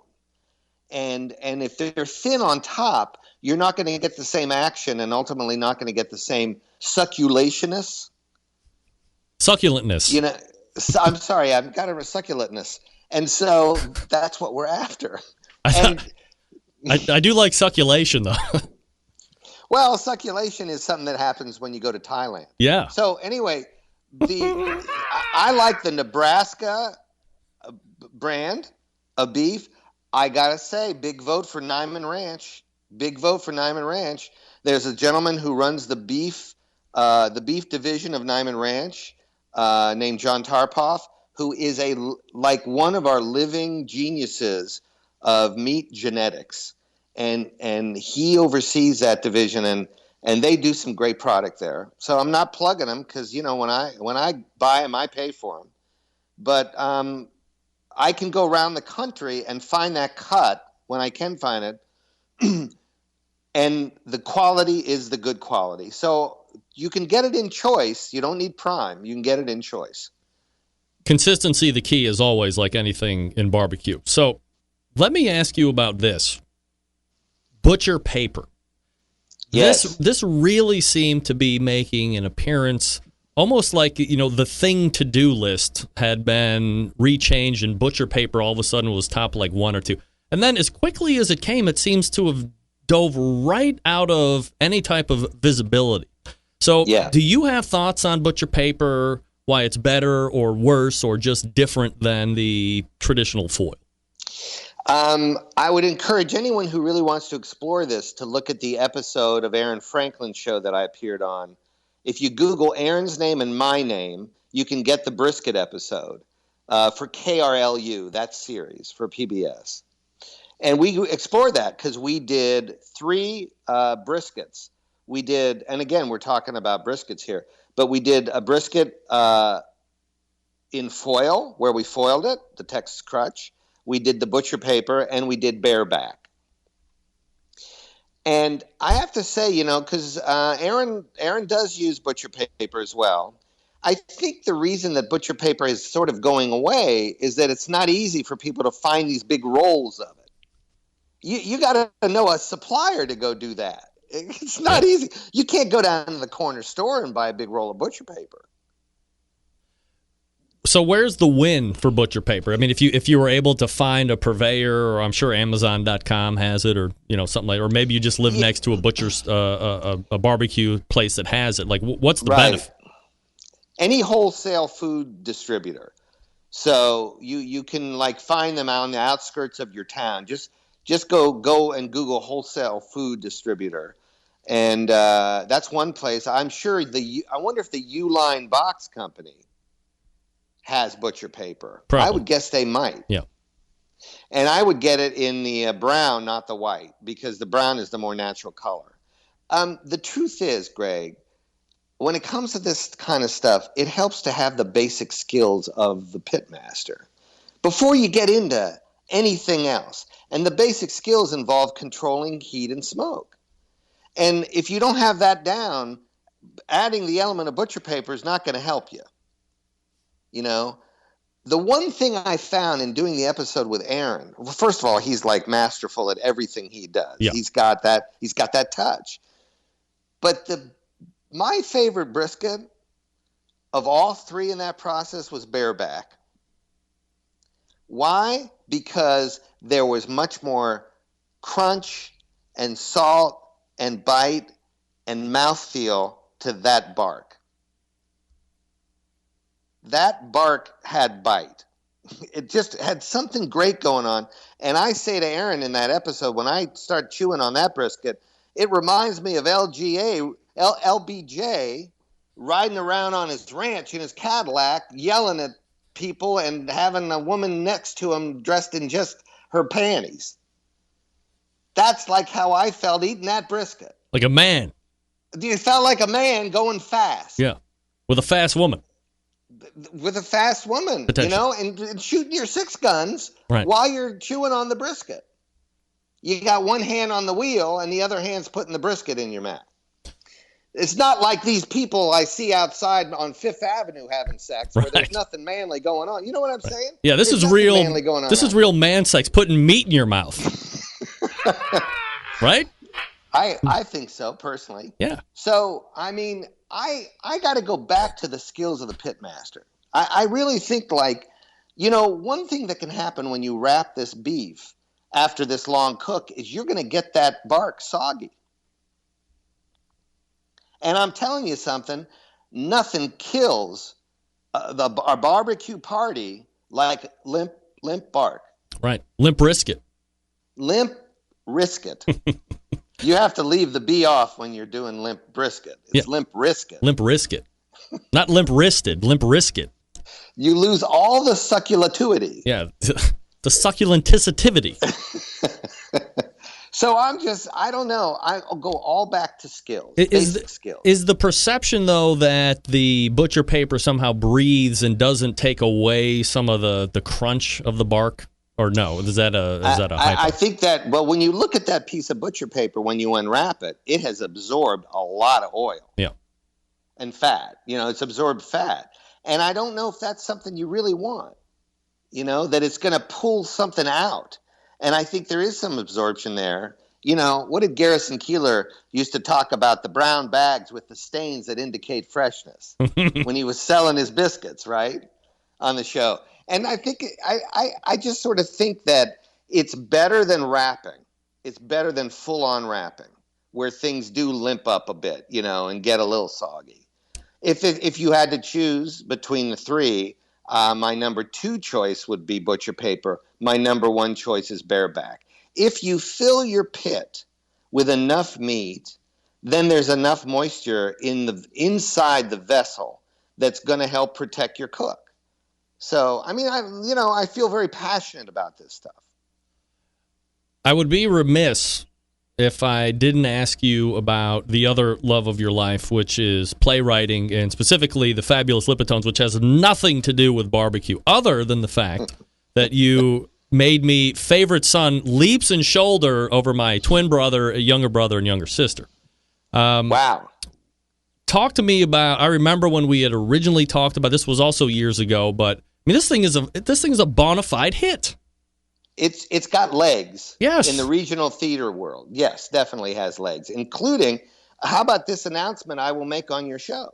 Hold on. Here we go. The next production of The Fabulous Lipitones, written by yours truly and Mark St. Germain, is going to be at the New Theater. It's called the New Theater in Kansas City, Kansas. Yes. Starring George Wendt. Really? What a pull. This is announced first here on your show. Wow. That's a, like, I mean, all kidding aside, that's a huge actor to get. We're really, like, thrilled beyond belief. He selected the play out of several, and the theater was also very, very happy. They've worked with George before there, and George is going to be, they're going to be starting rehearsals in October. It's going to be directed by David Carruthers, who's the artistic director at the New Theater, and it promises to be one of the probably definitive productions of the play, and we want George to be happy and have a good time. Will the play live there now until it goes somewhere else, or like what's the concept then? Opening. So each of these regional productions is separate, but if George has a good time, maybe it'll go somewhere else with him. It opens in Kansas City on December the 1st, and it's going to run into February, into mid-February. It's going to be the longest run we've ever had. Yep. And I will be there opening night, if not sooner. Would you be surprised, given the chops that George has, that this is the impetus that jumps you behind your shoulder and all of a sudden we see a 42nd Street situation with Fabulous Lipitones, or is that grandiose? I think that the play is meant to live ultimately off-Broadway. So, because it's that kind of intimate evening, it's 4 people, it's one set. It plays best between audiences of 250 and 500 people. So that's a dream to have that play live there. So, and George, maybe George will be part of that dream. You never know if he has a good time. But it's just great to think of Kansas City and to think of George Wendt in your play. That, I'm happy just with that. Absolutely. Yeah. John, as far as competition barbecue is concerned, do you have any other events on the docket for you, or are you pretty much free and clear for the remainder?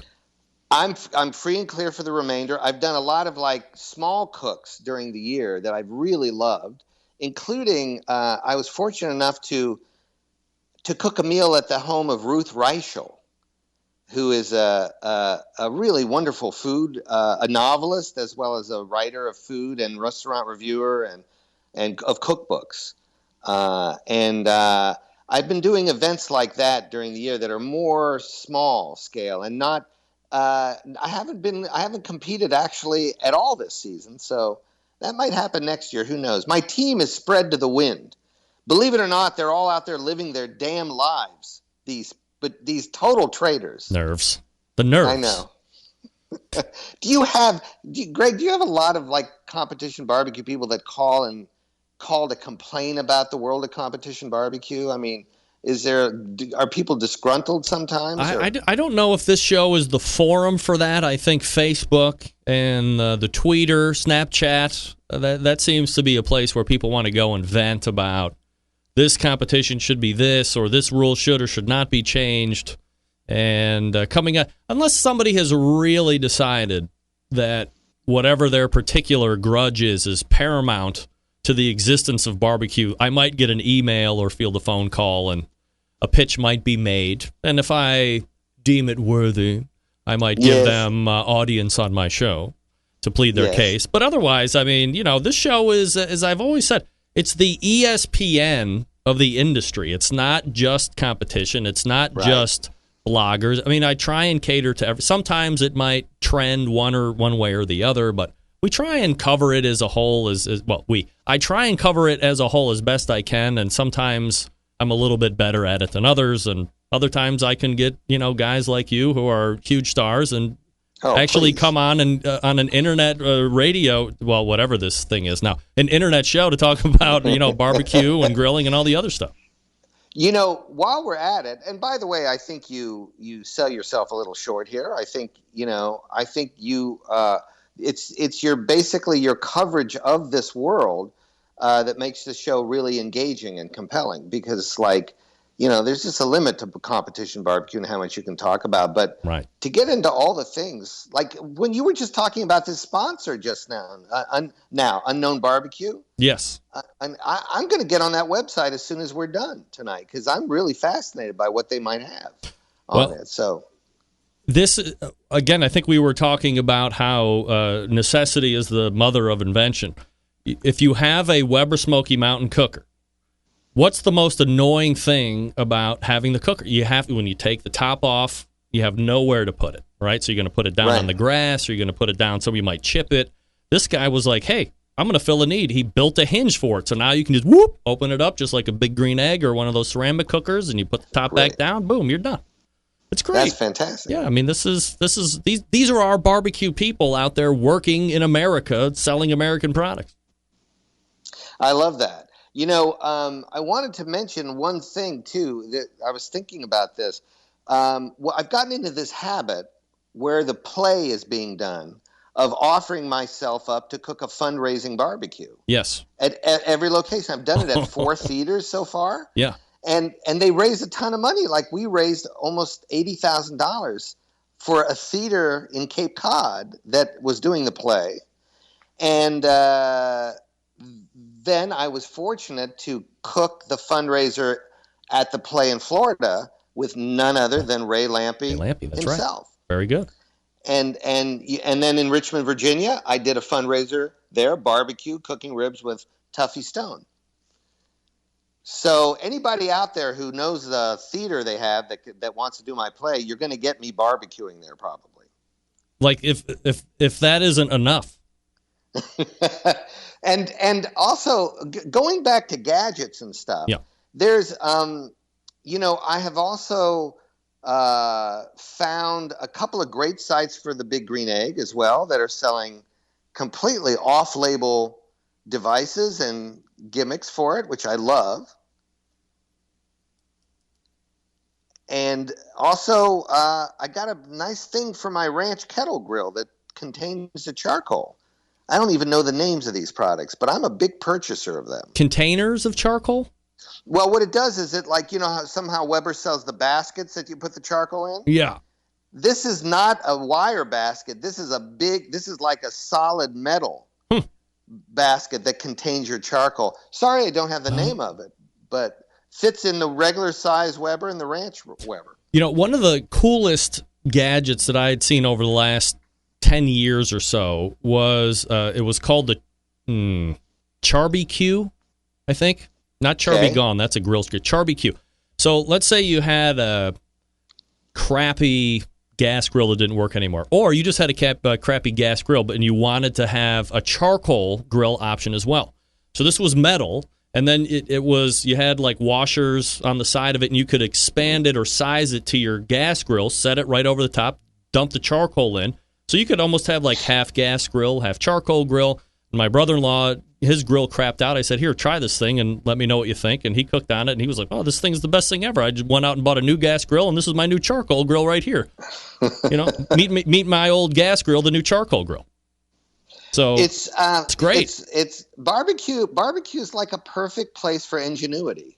It really is, for like good old American, let me find a better way. And it is kind of a great thing. I mean, one of the great experiences I ever had was buying a barbecue pit that didn't work and wasn't that well made, and just totally converting it, stripping it out, putting in new materials, and it was sort of like barbecue brings that out in people, how to make it better.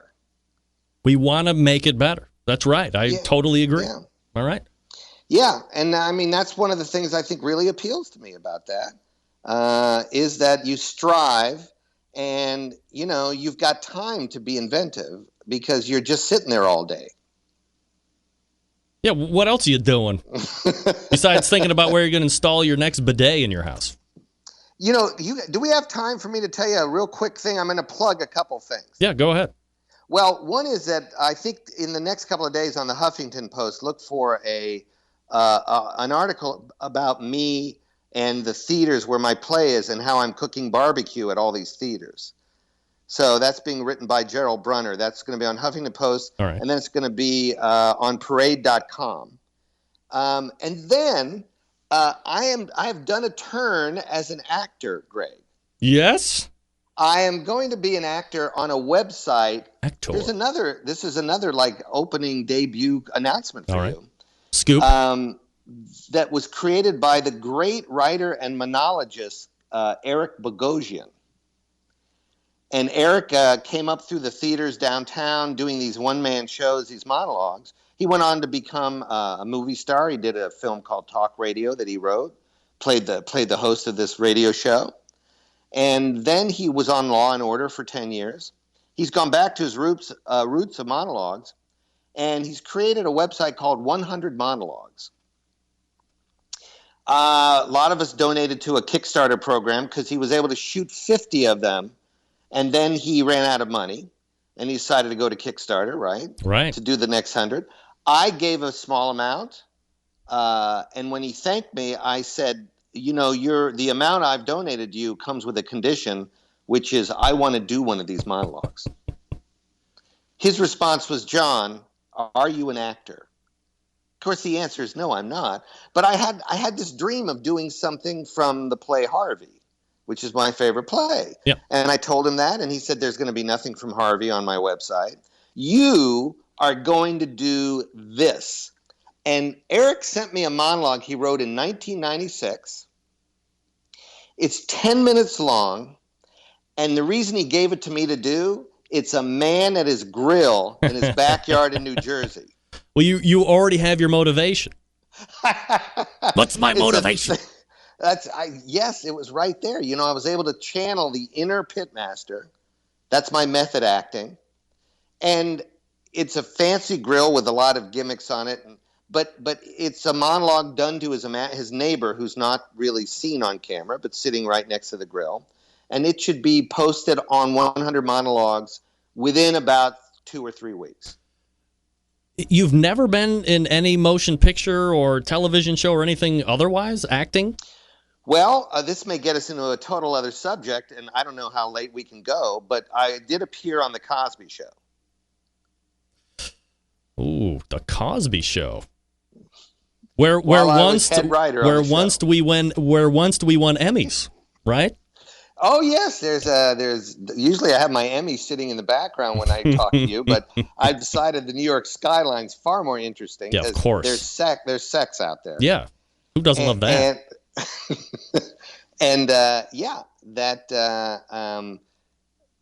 What episode was it? Because I watched all of the episodes.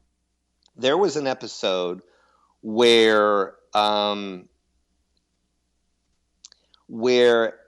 they, I think that Cliff has eaten too many hoagies, and he has some dreams.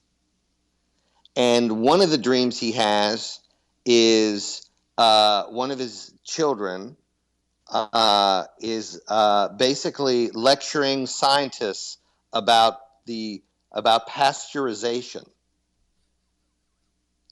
And she's on a table. It's the young one, the little one that we had Rudy. in the kind. It was. We brought in a new cute one after Rudy got. Oh, Raven Simone, right? Raven Simone's character. Yeah. And I played in this fantasy sequence Louis Pasteur. Oh. And I think the reason Bill asked me to do this was he knew I'd have to sit through torturous makeup sessions lasting 4 hours a day. And he got what he wanted. He tortured his head writer. Are you surprised at what's going down with him in the past? I mean, is that bizarre or what? I'm sad Yeah, Greg. right? I'm sad for everybody involved. It's crazy. Obviously I had absolutely no notion of anything like this. None at all. And it's just sad all around. And when you think about, you think about how beloved this guy's been and how, he's been really an icon for a long time, to at this point in his life to now be going through this. Yeah. It's really painful to think about. And if indeed there was these acts that were engaged in with these ladies, that's really sad for them as well. Oh, it's horrific all the way around, depending on whatever angle you're looking at.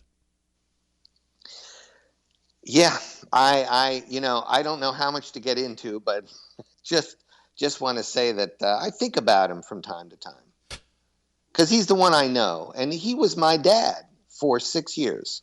He was my father. I wanted to please him because I wanted to write something that was to his level. He was so brilliant, and his mind was dazzling at all times whenever I worked with him. So, yeah. Is it hard because you have that personal connection with him and because you worked with him as a colleague and you were writing lines and all this other stuff and really tending to the show and making sure that it was moving in the right direction, that when you hear this stuff, do you almost want to disassociate and believe that it's not happening? And take like that side of the thing? Because, he really could be, if you look at it from the other angle, he could be one of the most prolific sexual abusers ever, which is, I can't believe you say that out loud. I know. And, again, if the allegations from just one of the women is true, it's bad. There are over 60 now, I think. Yes. But here's the thing, Greg, like my experiences are all about work, the work that I did with him. And so it's separate in my mind. It's like I can't match the two. I can only think about my experiences with him. Not all of them pleasant because he's like a huge star. Yep. He was a big star, but he was very generous to me and very, he kept me around for 6 years. So I have a lot of gratitude for that. Sadly, there might be women who are listening to this who will be mad at me for saying that. But that's my experience with him. Well, yeah, your experience and then, if you were complicit, obviously two different things. So, I think we can separate one and the other. I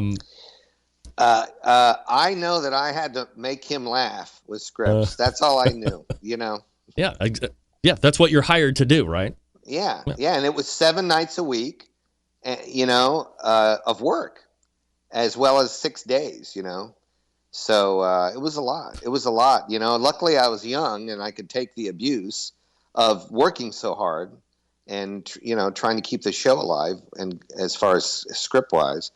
But it's a long time ago, and I left the show in 1990, 91, somewhere around there. That's a long time ago. Yeah, that's my junior year in high school. There you go. Thanks for making me feel old, Greg. What do you mean? Look how old I am now. Are you kidding me? Good Lord, who would have thought when I was watching it I would eventually talk to the guy that was executive producer of the show? That's mind-boggling in itself. When you're writing, is it like when you're an actor and you want to be a rock star, or you're a rock star and you want to be an actor? Do you want to be the actor when you're the writer too, or do you not? That's not even like a thing on your head? It's never really been a thing on my head. I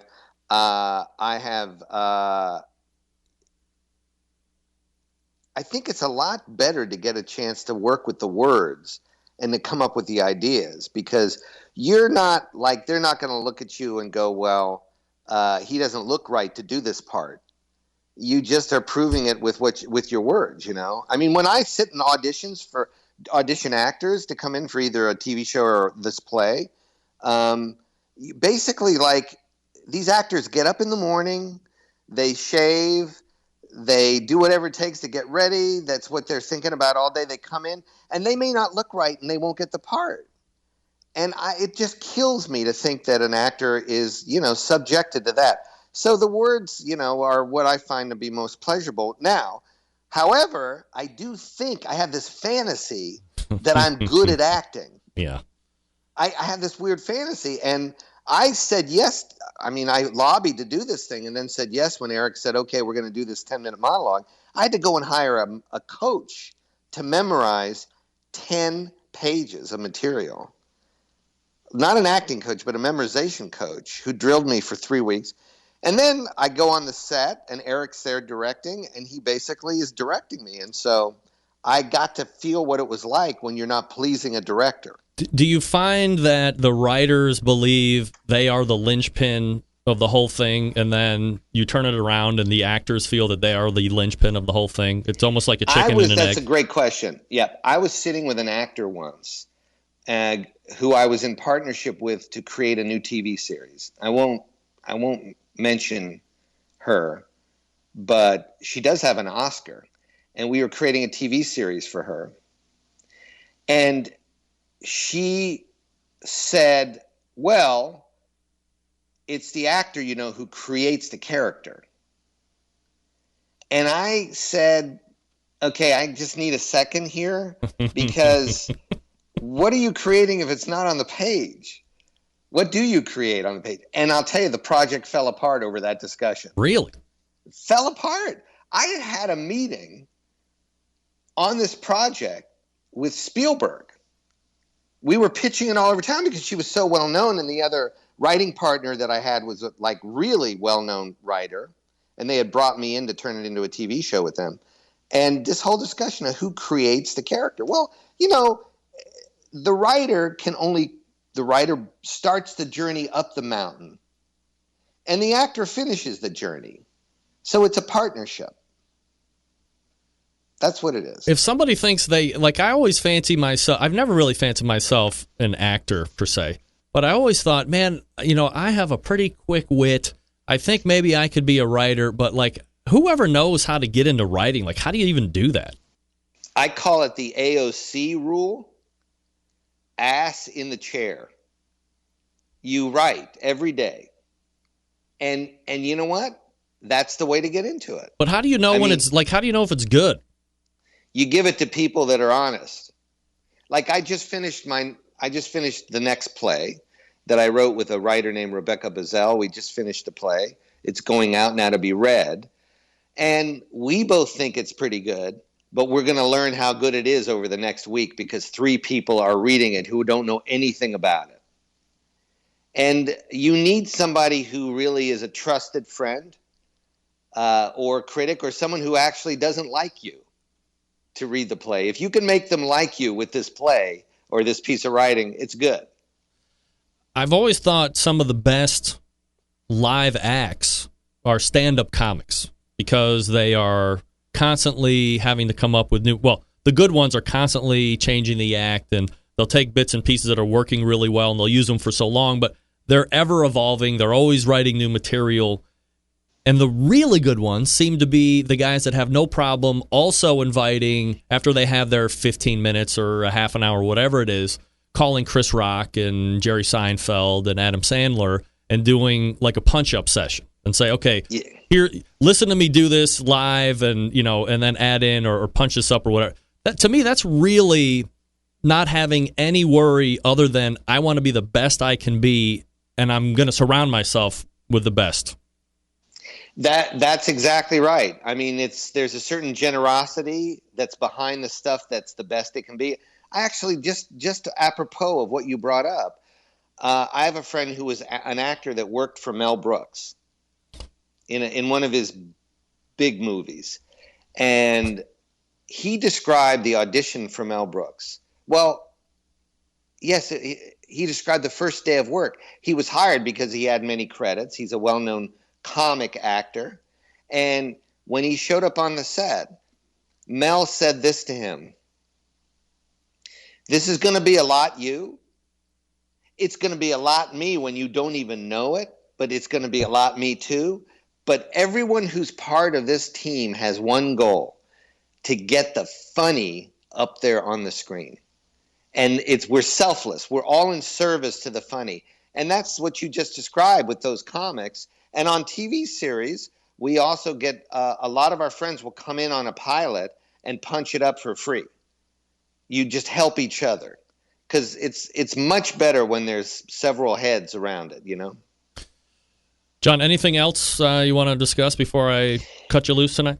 Yeah, I would just sort of say that, if folks are interested in watching 100 monologues, they should check out the website and see, and then keep an eye open for it, because it'll be coming up in a couple of weeks. But and also keep an eye open for the Kings of BBQ Kuwait coming. But also, Greg, it's just always a pleasure to be here with you. And we talked about a wide range of things tonight. I hope it was of interest to your listeners. Well, who cares about them? It was interesting to me, and that's all that matters. And, John, as always, I appreciate the time tremendously, and we'll look to do it again sooner than later. I would hope so, Greg. It was really fun. Thanks a lot for having John. Me. Take care. Okay. All right. There he is. John Markus. And by the way, Kevin Bevington ready to strangle my neck. No doubt about it. Oh, that was loud. I still have no idea what is going on with my sound tonight. It's crazy. All right. One last read. I apologize to... Okay. I know. We're well behind. This one going out to Dave Bosca, Butcher Barbecue. Gang, if you are like me, you're always thinking of ways to do it a little bit better the next time around. Butcher Barbecue gives you the easier, better way to raise that barbecue and grilling game up. We talked about it at length tonight during his segment. The grilling oils, if you haven't tried them, if you're on the fence, get off the fence and buy them. Buy a box of 6, for crying out loud. You're going to be very happy. Butter flavor, my favorite. You also have chipotle. You also have the steakhouse seasoning. We all know the Butcher is well known for the injections, the pork, the beef, the prime injection. That has combined all the things loved with their original beef injection, but using its award-winning flavor enhancers and its ability to keep its brisket juicy. They have combined it with what has become the competition standard in beef flavor. That is also available for sale right now at butcherbbq.com. Perhaps you're in the market for a go-to rub or sauce. You know you hit the mother load here as well. They got all the new rubs. They got all the standby rubs, the steak and brisket and the honey rub. I just used the honey rub 2 days ago on ribs. I love it. The honey rub is one of my favorites. Last but not least, the sweet barbecue sauce. Ray Lampe and I disagreed vehemently on the use of liquid smoke. I was in the negative. He was in the positive. But Dave Bosca also in the negative use, which is why I particularly like his sauce. Just the right amount of tang, nice heat, not overly sweet, by the way. Don't be fooled by the name. Here's what you do. Head on over to butcherbbq.com. That's butcherbbq.com, and stock up on your Butcher stuff. Always trust your Butcher. All right, we are back to wrap the show. A long one it was. Stick around. We'll be right back. Big name interviews, advice on cooking brisket and ribs, and the only host willing to share his honest opinion on all things important in the world of barbecue. It's the BBQ Central Show.